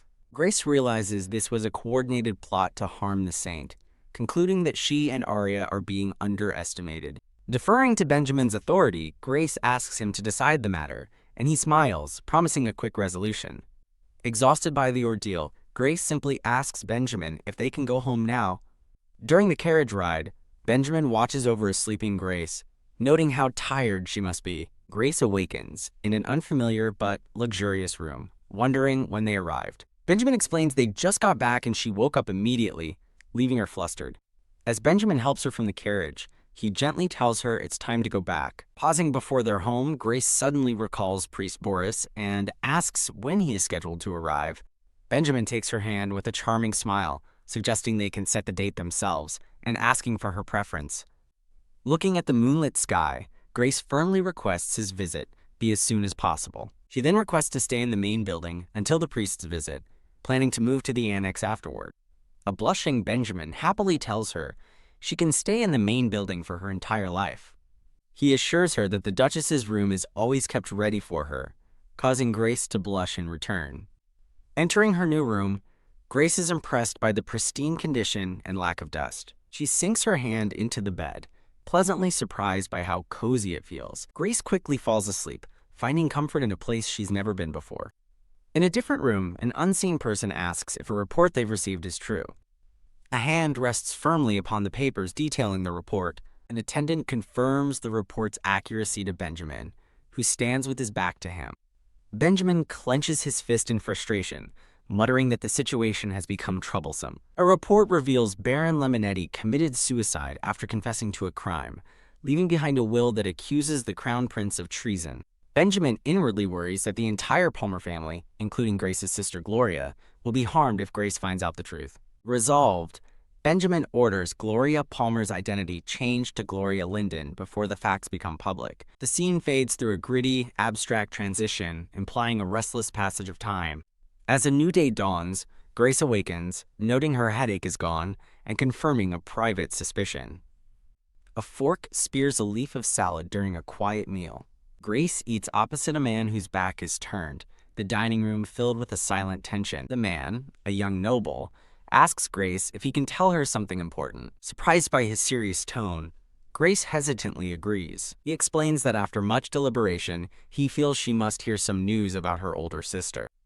Instantly concerned, Grace turns and urgently asks what happened to her sister. The man reveals that Baron Lemonetti's scheme drove the Linden family into debt, but they used the Duke's power to finalize Gloria's divorce, protecting Grace's family. Grace worries internally, knowing she owns the only appearance-changing magic tools, fearing her sister might discover the deception. Composing herself, Grace offers a faint smile as she absorbs the complicated news. The scene transitions, panning across the elegant room. Grace stands pensively by a large window, contemplating the recent revelations. A maid informs Grace that a letter has arrived for her, and she instructs the maid to leave it on the table. As Grace reads the letter, her expression grows stern and determined. Grace tells a maid named Sally that she needs to go out, requesting guards and attendants be prepared. Arriving at a modest building, Grace tells her maids to wait outside and call if anything happens. Inside, Grace warmly greets a man she calls Birkin. Birkin returns the greeting, formally thanking Grace for ensuring his safety. As they catch up, Birkin jokes that he often worried the temple would try to get rid of him. His tone becomes serious as he delivers bad news, asking Grace when she started taking a certain medicine. Grace recalls taking it about a year ago, but stopped before meeting him, sensing something was wrong. Birkin reveals the supplement was a dangerous cocktail of a disorienting sedative and a power amplifier. He explains that while the amplifier is useless for ordinary people, it was key to the Apothecaries Union's growth. With an image of a radiant Grace in the background, Birkin warns of the unknown effects on someone with divine power. When Grace questions the danger to an ordinary person, he reveals the third ingredient, an addictive sleep inducer. Shocked by the revelation, Grace wonders aloud why the temple would secretly give her such dangerous drugs. Birkin suggests the Apothecaries Union is in partnership with the temple, using its authority to bolster sales. Acknowledging his findings, Grace decides to table the drug investigation and moves to her next request. She asks him to investigate something called the Everlasting Flower. Birkin agrees and adds that he has already taken the liberty of doing something else for her. He holds her gaze, his expression one of firm loyalty. He presents her with a thick file, a report he compiled on people who have been slandering her. Grace is taken aback by the gesture, accepting the file with a hesitant thank you. Birkin firmly states that she does not deserve the slander being spread about her. Visibly touched by his dedication, Grace clutches the report. Later, in her carriage, Grace reads the report, discovering the anonymous rumors were started by daughters of noble families. She recognizes one of the culprits as someone from the England baronetcy, an old acquaintance. Recalling the banquet, she realizes the incident was orchestrated by the family, not just one resentful girl. Grace soberly concludes the confrontation at the banquet was a deliberate attack aimed at her. Her mind races, identifying the temple as the most likely suspect, but one piece doesn't fit. She questions the temple's motive for targeting her, frustrated by the lack of information. Holding the file, Grace asks an attendant when Priest Boris will arrive and learns it's next week, much to her concern. Looking out over the estate, she resolves to use the priest to her advantage, regardless of his true intentions. A new day begins at the sunlit Belton estate. A maid greets Grace Felton, who appears thoughtful. A blushing Benjamin Felton wishes Grace a good morning, asking if she is on her usual walk. As they stroll together, Benjamin observes that Grace seems to be in high spirits, guessing something is going well for her. Grace awkwardly wonders what good news Benjamin received, guessing it's related to his thriving magic tool enterprise. He asks if she is heading out, and she confirms an engagement that includes a stop at the Magic Tools Union headquarters. Promising to be careful, Grace listens as Benjamin advises her to remember any discourtesy from temple officials and report it to him. Benjamin lets out a satisfied laugh. A flustered Grace wonders if his offer to intervene was just a joke. A priest arrives with his retinue, a nameplate identifying him as Boris Benedict. Grace welcomes Father Benedict, thanking him for coming on short notice and inviting him to rest from his journey. Her hand gestures toward a steaming cup on the table. Boris identifies the drink as coffee, gratefully acknowledging it as a rare luxury for those from the temple. Seated opposite him in the grand room, Grace humbly replies that he flatters her. Boris states that the temple leadership must offer an official apology, insisting the matter cannot be overlooked. Taking a sip from her cup, Grace silently notes that he seemed ready to let it pass before, as he mirrors her action. Her eyes remain fixed on him as she drinks. Boris observes that she appears much brighter than during their last meeting. Surprised, Grace listens as he explains his deep worry, citing intermittent reports on her poor condition at the temple. His face cast in shadow, Boris elaborates that his concern only grew as her health failed to improve. Grace asks if he truly reads the reports about her, hoping they don't cause him distress. Boris reveals Benjamin requested he watch over her well-being and regularly review those reports. He then asks if she's kept up with her journal, suggesting it eases melancholy, causing her expression to falter. Grace realizes the journal has surfaced, meaning the original Grace must have suspected something was wrong. She deduces there would be no other reason for her predecessor to keep a public diary. Her hand clenches as she connects the original Grace's actions to the influence of the drugs. Concluding this is the worst possible outcome, Grace realizes Benjamin must have thought the drugs were helpful, leaving her isolated and dependent on the temple.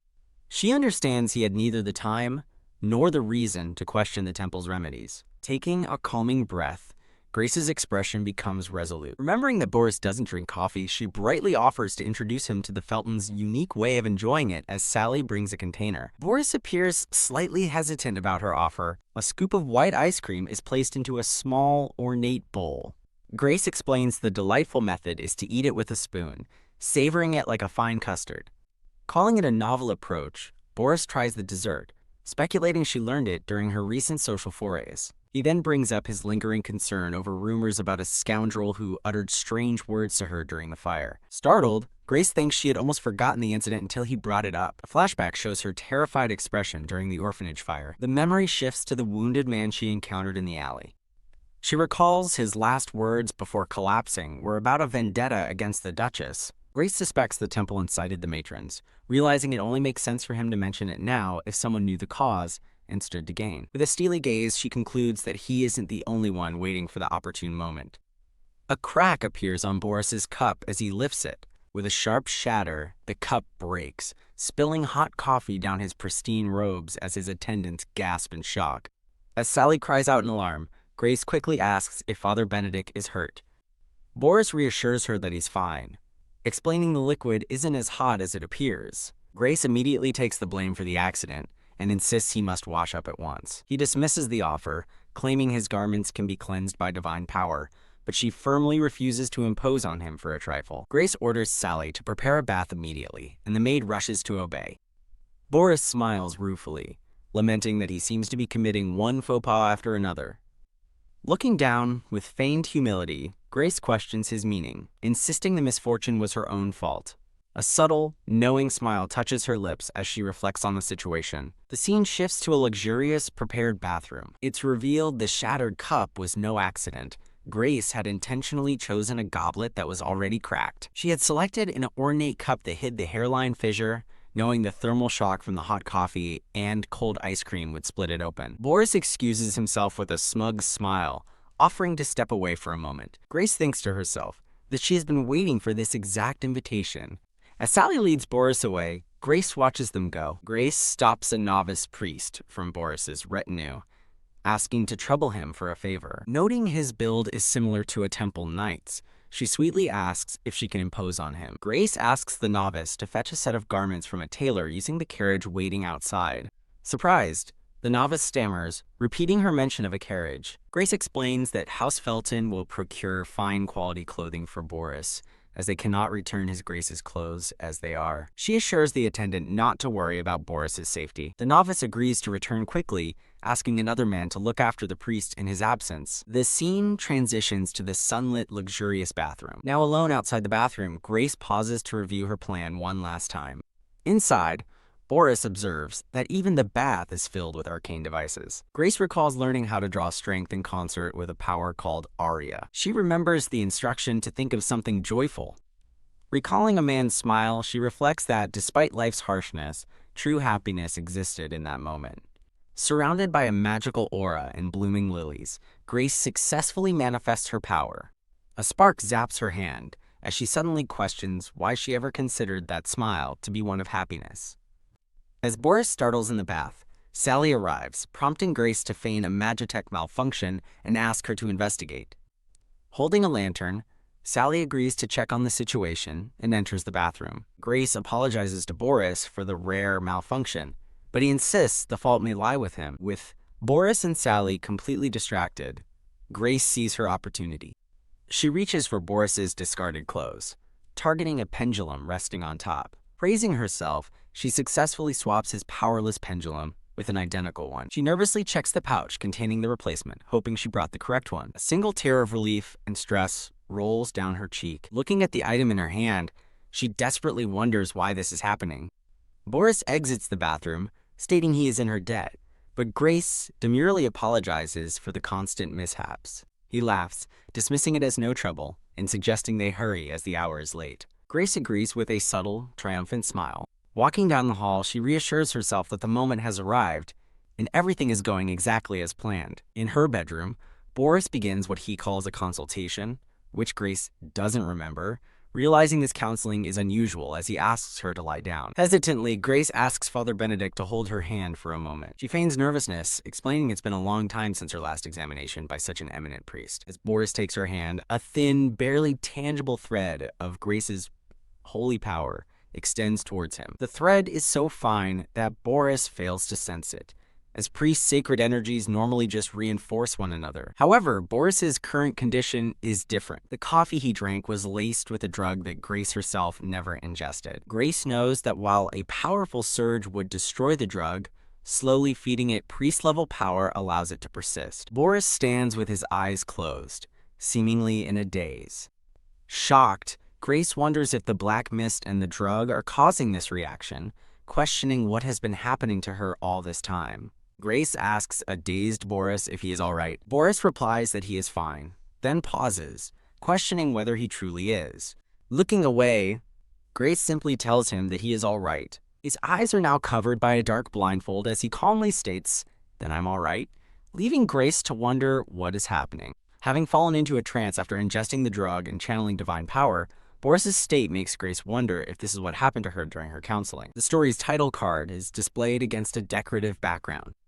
Finding the situation more troubling than expected, Grace tells the hypnotized Boris he can just forget the question she's about to ask. After he agrees, Grace asks why he is counseling her, to which he replies, "For the world," stating her existence is not helpful to it. Grace asks what Boris will do after the counseling, and he responds that he will report that she needs to be purified. Boris specifies he must report to the statue on the right, leaving Grace confused until she pictures an angelic statue carved from holy stone.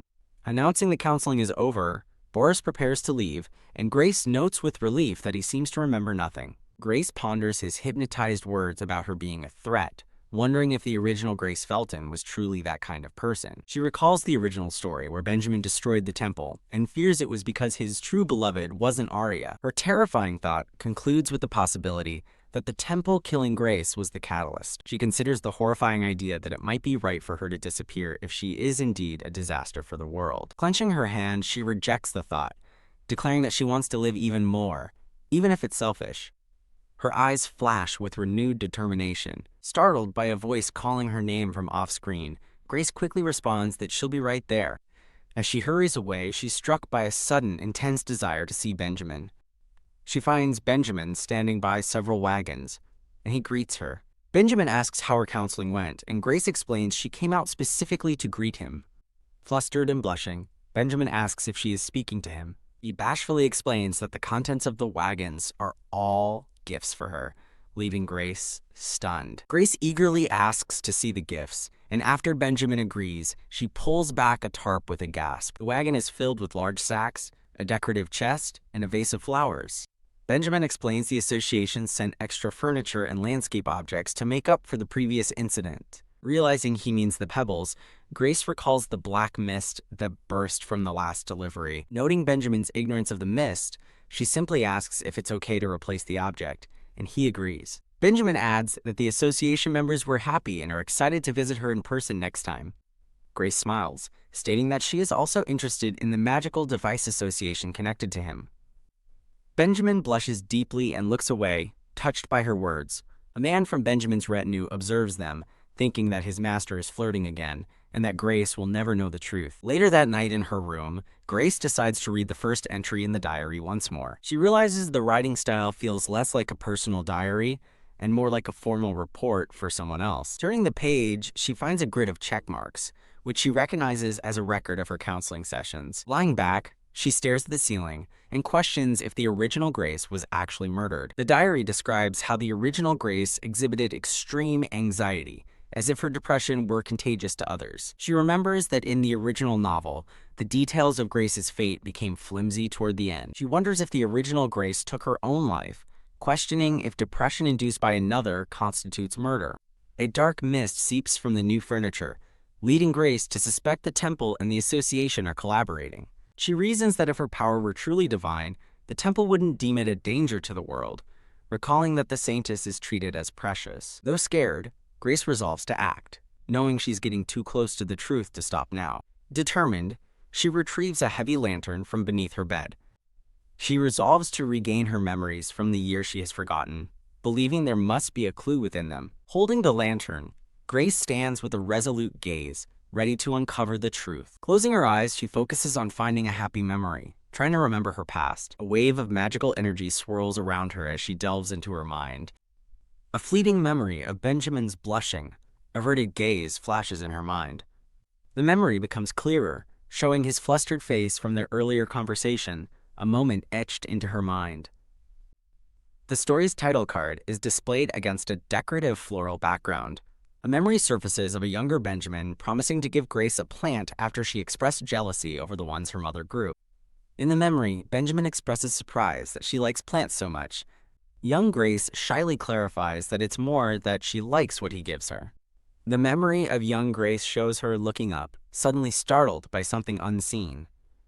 Back in the present, Grace recalls that the original Grace was knowledgeable about plants, yet when she first awoke in this body, she had claimed to know nothing about them, a clear contradiction.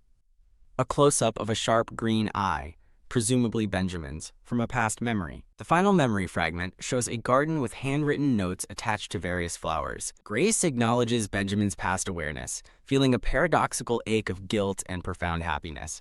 Holding the lantern, she gathers her resolve to confront the memory she's been seeking. A memory strikes, sending her hurrying through the opulent manor hallway. Her mind flashes back to a rose garden, where a younger, startled Grace calls out for her lord. A young Benjamin appears, asking what's wrong as she desperately explains she's looking for the flowers he gifted her.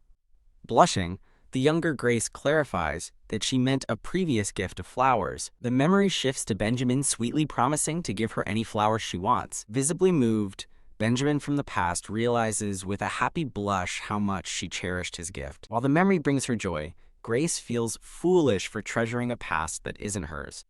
Overcome with guilt, she wonders why no one, not even Benjamin, has noticed she isn't the real Grace.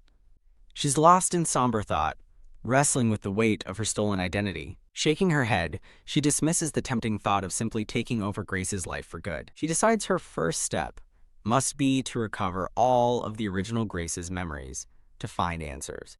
Meanwhile, Benjamin is urged by his attendant to depart on an urgent matter. Grace intercepts Benjamin, who explains an urgent letter requires his attention, but promises to return soon. Smiling warmly, she asks if they can share dinner together when he gets back. Benjamin blushes deeply, touched by the offer, and happily agrees that it would be an honor. Later, in the library, Grace refocuses on her investigation by opening the mysterious diary again. She carefully flips through the book, determined to uncover more hidden clues within its pages. She concludes that the diary's official entries for the temple seem intentionally meaningless. Her attention is caught by a pressed flower as she reads over a list of plant names. A chill runs down her spine as she deciphers the flower's coded message: falseness, sorrow, and death. The diary reveals another ominous flower, the snowdrop, deepening the mystery. She realizes the original Grace knew the temple was killing her, chronicling her impending doom in the diary. Clutching the diary, she vows with grim determination not to suffer the same meaningless fate as her predecessor. Believing she can change the future, she resolves to investigate the circumstances of Grace's death to avoid it. She briefly acknowledges that her own feelings for Benjamin are beginning to grow stronger. A sudden realization gives her pause as she looks over her shoulder into the empty room. She theorizes that in the original novel, Benjamin must have discovered this diary and its dark secrets. An image of a wilted plant in a pot serves as a grim metaphor for Grace's fate. She recalls a key detail. The truth of her death was only discovered after she was gone. The realization of this truth is what likely sent Benjamin on his vengeful path against the temple. She closes the book, deciding she cannot tell Benjamin yet, fearing the conflict it would ignite. Puzzled, she questions why the Magic Tool Alliance, of all organizations, is supplying them with furniture. Peeking out the window, she sees only ordinary furniture, yet she can't shake the feeling of an ominous aura. Overwhelmed by the tangled conspiracy, she lets out a small, frustrated sigh. Evening descends upon the estate, casting long shadows and a contemplative mood. She sits down to a simple meal, finding comfort in the warm soup and bread. As she eats, she blushes, wondering if the special care put into the meal was for her sake. Benjamin confirms he asked the staff to prepare a special dinner, and she tells him it's delicious. Grace struggles to find the right moment to broach her suspicions, and Benjamin notices her hesitation.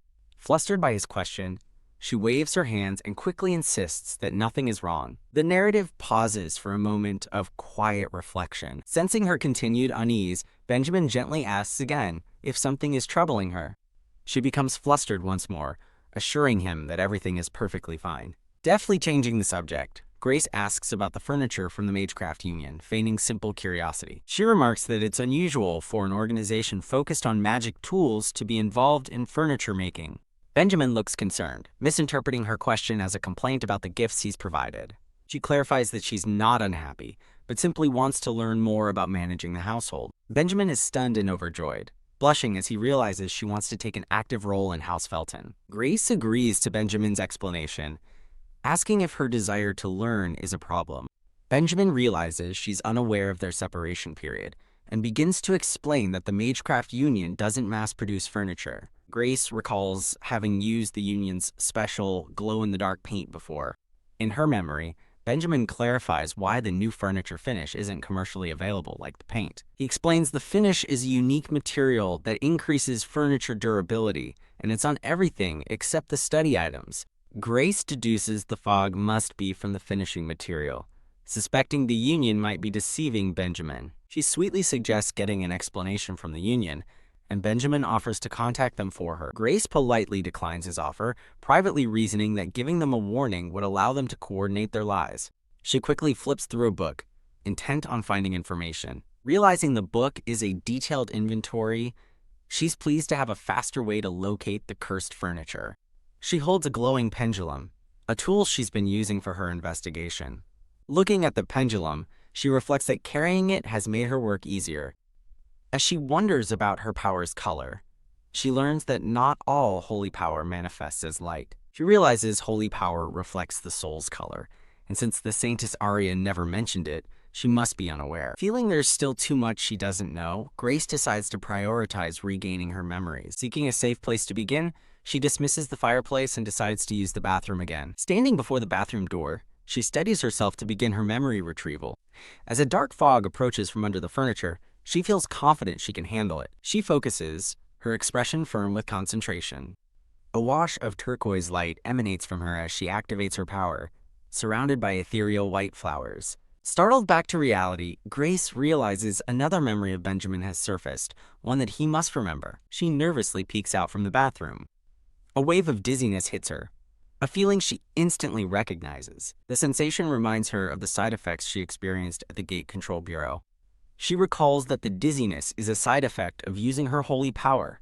Clutching her head, she struggles with the sudden, debilitating throbbing. A maid expresses concern, suggesting she rest, and Grace agrees. Grace sits up in her bed, having taken the maid's advice. Benjamin appears at her door, worried after hearing she was unwell, but she insists she's fine. He disregards her protests and purposefully sits on her bed. Holding her hand, Benjamin instructs the maid not to leave his wife alone when she's unwell anymore. Lying down, Grace is taken aback, questioning his use of the word anymore. Benjamin smiles gently and asks to be excused for a moment. He tenderly places a hand on her forehead, causing her to gasp in surprise. Gently covering her eyes, he tells her that she's very tired and needs to rest. The scene transitions, showing bright leaves against a clear sky. Later, Benjamin stands pensively beside a grand carriage outside the manor. Grace, now feeling better, joins him outside and expresses her genuine gratitude for his care. She smiles confidently, promising him that she won't collapse again. A vision of a saintess with flowing white hair appears in her mind. Clasping her hands, Grace grows frustrated, wondering if this power belonged to the original Grace all along. Her eyes widen as a sudden thought strikes her. She sees a memory of a hand being offered to her. The memory is of Benjamin, smiling warmly as he holds his hand out to her amidst a field of flowers. Deciding to deal with the mystery later, Grace resolves that she has somewhere important to be. Benjamin gently takes her hand in his. They arrive at the towering and impressive Magecraft Union building. She takes a determined step forward. Inside the building, Grace stands with a look of nervous resolve. At the Magecraft Union, Grace and Benjamin are greeted at the door by two employees. The two union members present them with unnervingly wide, forced smiles. As Grace wonders how to begin, Benjamin directly confronts an employee about the flaws in the recently supplied furniture. Benjamin gives them an out, acknowledging that flaws are understandable since they only apply the finishing touches. He then cheerfully explains that his wife wanted to discuss the matter. Grace inwardly clarifies she was just curious. Benjamin requests an engineer to explain the finishing material to Grace, and an eager employee assures them many are available. The scene transitions to a grand, sunlit view of the Magecraft Union's towering architecture. Inside an office, a table is set with documents, scrolls, and tea, ready for a meeting. Benjamin notes the light paperwork, explaining to Grace that he only deals with final, approved documents. Grace questions his methods, suggesting it might be better to review everything from the start. He explains there's a specific reason why he doesn't interfere with the earlier stages of the process. Benjamin reveals his philosophy. Making special exceptions ultimately causes harm to the weakest people involved. Grace is impressed by his thoughtful principle, but playfully notes he still uses his high position quite effectively. He smiles warmly and dismisses her observation as half a joke. Visibly moved with a tear in her eye, Grace realizes his words were completely serious.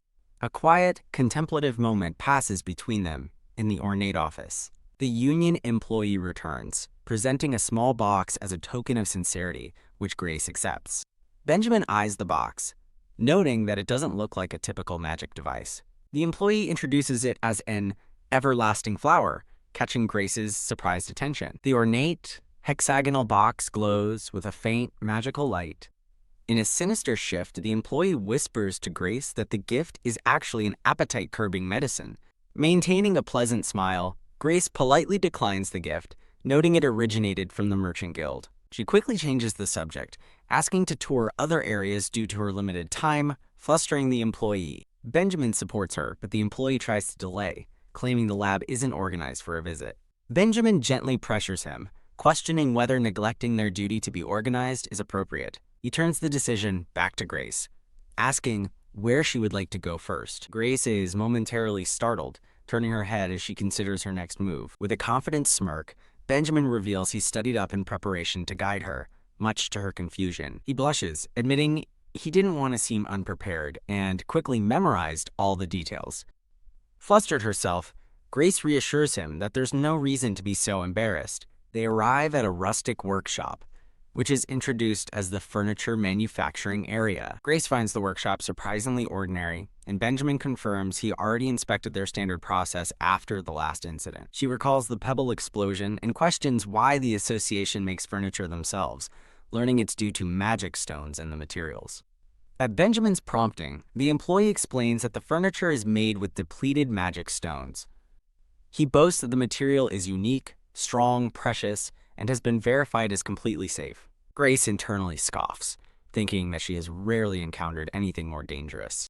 The employee passionately defends the depleted magic stones, insisting they are recycled Empire property and not simply discarded junk. Grace smiles, thanks him, and then pointedly asks if the dangerous finishing materials are made there too. The employee's expression shifts, realizing she was after information about the finishing materials all along. With a creak, he opens a door and leads them further into the facility.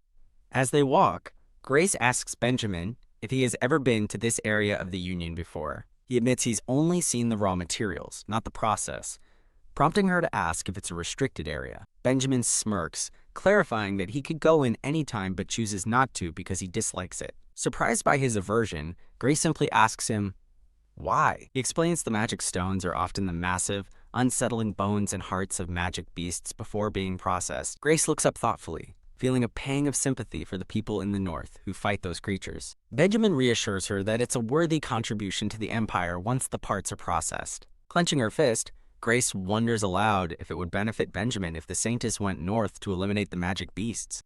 Her question hangs in the air as a radiant vision of the Saintess appears in her mind. Benjamin agrees it would be wonderful if the Saintess could fight, but notes there are no historical records of it being possible. A sudden chill runs through Grace as a realization begins to dawn on her. An employee interrupts them, cheerfully announcing that the mess from the Pebble incident has been mostly cleaned up. Taking the opportunity to move on, Benjamin suggests they continue with their tour. They are led to a foreboding stone staircase that ascends to a large, ornate door. The scene transitions, an unsettling gray texture filling the view. As she stands at the bottom of the stairs, Grace is struck by a strange, unnerving feeling. She senses a familiar mist that is somehow invisible, wondering if it's because the material is unprocessed, but feels confident with her pendulum at the ready. Clutching her glowing pendulum, Grace prepares herself as ethereal flowers manifest around her. The employee opens the heavy door, gesturing for them to enter the restricted area. Inside, Benjamin recoils in disgust at the sight of depleted magic stones, which the guide presents, but Grace recognizes them as holy stones. The employee explains that the depleted magic stones, though varied in color, become beautiful ordinary stones, which they are recycling. He holds up a bottle, revealing the dangerous finishing material is made by grinding these very stones. Grace inspects the material but feels no energy, questioning her own judgment despite having clearly eliminated the myths before. Noticing her focus, Benjamin comments on her interest, but she plays it off as simple amazement at the material's strengthening properties. The employee adds that the fireplace bricks were also made from used magic stones, explaining the earlier explosion. Grace finally understands why the black mist from the fireplace was so much more potent. She smiles warmly, thanking the employee for the valuable information and his concern. Flattered, the employee earnestly requests that they continue to patronize the Magic Tool Association. Grace realizes the association's true goal isn't just business. She suspects they, like the temple, want the Felton ducal family to die. The grand Felton ducal estate is shown, the target of a hidden conspiracy. In her mind, she sees the aftermath of her own death, a future where her demise is just the beginning. She deduces their ultimate target is a grief-stricken Benjamin, stripped of all support, but the employee interrupts, asking about documents. Back in the office, Benjamin expresses frustration over the paperwork, but Grace urges him to attend to his duties, assuring him it's fine. With a weary smile, Benjamin laments his work, promising to return soon before departing. Grace watches him go, noting how busy he seems to be. The employee offers to continue the tour in Benjamin's absence, and Grace readily agrees. In a laboratory, the employee chatters excitedly about the equipment, but Grace is unimpressed, understanding none of it. He presents a small, ornate ring, explaining it's a key component that forms the center of a gate. While Grace observes its small size, the employee mentions their failed attempt to use the components to create medical tools for the human body. She offers a polite but knowing smile in response to his explanation. The narration explains the Felton family's history of pursuing magical healing tools due to their distrust of holy power-based treatments. Admitting their failures, the employee nervously reveals an ongoing investigation into the gate itself, prompted by an incident last year. He immediately claps a hand over his mouth, horrified that he let the secret slip to her. With a sharp look, Grace questions who gave the order to hide this information, musing on the short list of people with that authority. Her curiosity ignited, she considers asking Benjamin about the incident upon his return. Terrified, the employee begs her not to involve Benjamin and impulsively decides to whisper the truth to her himself. He reveals that a major accident occurred at the Gate Management Bureau, causing the entire building to collapse. The crisis was compounded by the fact that Benjamin was away in the duchy hunting magical beasts at the time. Shocked, Grace asks about the former Duke and Duchess, learning they were missing after the collapse. He explains they were found dead on a northern road and couldn't be given a proper funeral out of respect for the gate victims. It's revealed they had deliberately taken a carriage to visit Benjamin, tragically avoiding the gate disaster only to meet their end elsewhere. After hurriedly taking over the ducal title, Benjamin's first act was to erect a memorial at the site of the collapsed bureau. Following the memorial, he swiftly had the Gate Management Bureau rebuilt. A quiet moment of understanding dawns on Grace as the pieces of the past fall into place. She thinks of Benjamin's sorrow, but notices the employee's nervousness, sensing there's more to the story. Grace confronts him, pointing out the strangeness of everyone assuming her ignorance about her own parents-in-law's death, and demands a full explanation. Her gaze hardens as she questions why her lack of knowledge is taken for granted, insisting she wants to hear everything. The employee panics and confesses that it was the Duke himself who ordered him not to mention the incident to the Duchess. Pondering this, Grace considers that Benjamin may have had his own reasons for omitting the story, not necessarily to deceive her. With a gentle smile, Grace promises the employee she won't tell Benjamin, and then inquires about gate safety improvements. He assures her they are working hard to make the gates sturdier, which she finds reassuring. Claiming she is tired, Grace asks for a library, and the employee informs her that it is accessible. At her request, the employee begins leading her toward the library. They arrive at the entrance of a vast and beautifully lit library. Grace selects a large, ornately bound book from one of the shelves. Holding the book, she dismisses the employee, asking him to inform Benjamin of her whereabouts. She recalls with confidence that a knight of the Felton ducal house guards the library's entrance. The employee nervously confirms her request and excuses himself, telling her to get comfortable. Now alone in the quiet library, she scans her surroundings, wondering what secrets the room holds. She identifies a restricted door for non-mages, concluding it must contain research results on magic stones. Grace approaches the door, her expression determined as she prepares to bypass its security. She perceives a magical security system confident that her newfound divine power can disrupt it. She worries that using her power recklessly could destroy the entire security system, not just disable it. Pondering how to delicately break the lock, she realizes she needs a tool that can handle both divine and magic power. She remembers her pendulum and pulls it from her dress. Recalling how she used the pendulum's divine power to handle the mist, she focuses her energy. A brilliant blue light radiates from the pendulum as she channels her power, surrounded by ethereal flowers. A crackle of energy strikes a lock component, and she mentally corrects herself that it isn't completely broken. She stares at her hand, surprised as the pendulum continues to glow brightly. Suddenly, the pendulum's light extinguishes, leaving it dormant in her palm. She tries to channel her power into it again, but feels nothing, realizing with concern that it isn't working anymore. Worried the pendulum is completely broken, her immediate concern is that someone will find out what she did. She quietly enters the now accessible, restricted room. Looking around the inner sanctum, she wonders if this is where the experiment logs were stored. She quickly locates a book titled Magic Stone Recycling Experiment. As she flips through the pages, she finds the dense, technical writing nearly impossible to understand. Her expression brightens as she finally stumbles upon a section she can comprehend. The book describes magic stones as gems with mystical powers that can also be harvested from monsters. She reads that the Felton Duchy's magic stones are of the highest quality, and that purity increases the farther north one goes. The page is filled with dense, handwritten research notes. The information makes Grace recall the gem found in the polluted forest, which Benjamin said shared properties with magic stones. An entry explains that magic stones lose their gem-like appearance and revert to a mundane form once their power is gone. It also notes that stones from monsters don't fully deplete their power, and not every monster's heart becomes a magic stone. Grace theorizes that the pale, sacred stone inside her now broken pendulum might actually be a monster's bone. The unsettling realization makes her recoil in shock. Shaking off the scary thought, her attention is caught by a strange valve-like safe hidden behind a bookshelf. Her hand hovers, contemplating her next move. Believing there must be another clue, she resolves to check the safe. Upon opening it, she discovers a document room and cautiously decides to enter.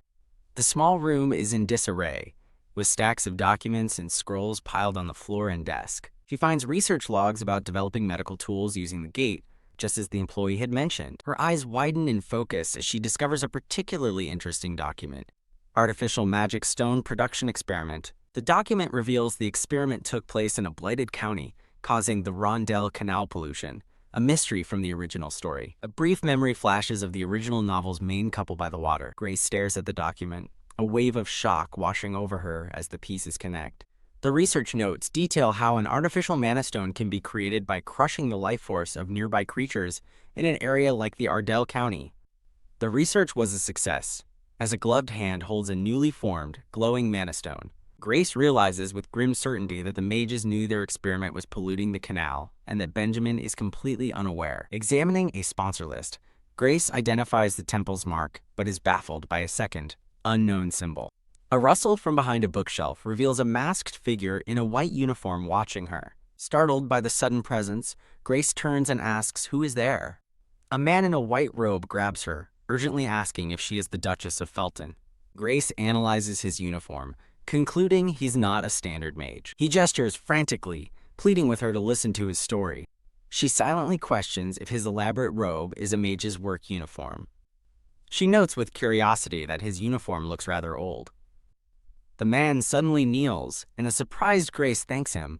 He introduces himself as a non-union mage, and asks if she knows about the mage union's tyranny. Grace shakes her head, completely unaware of the situation he's describing. He explains that the union is corrupt, exploiting its review system to control affiliations. He declares that the union's corruption prevents truly qualified mages from being hired.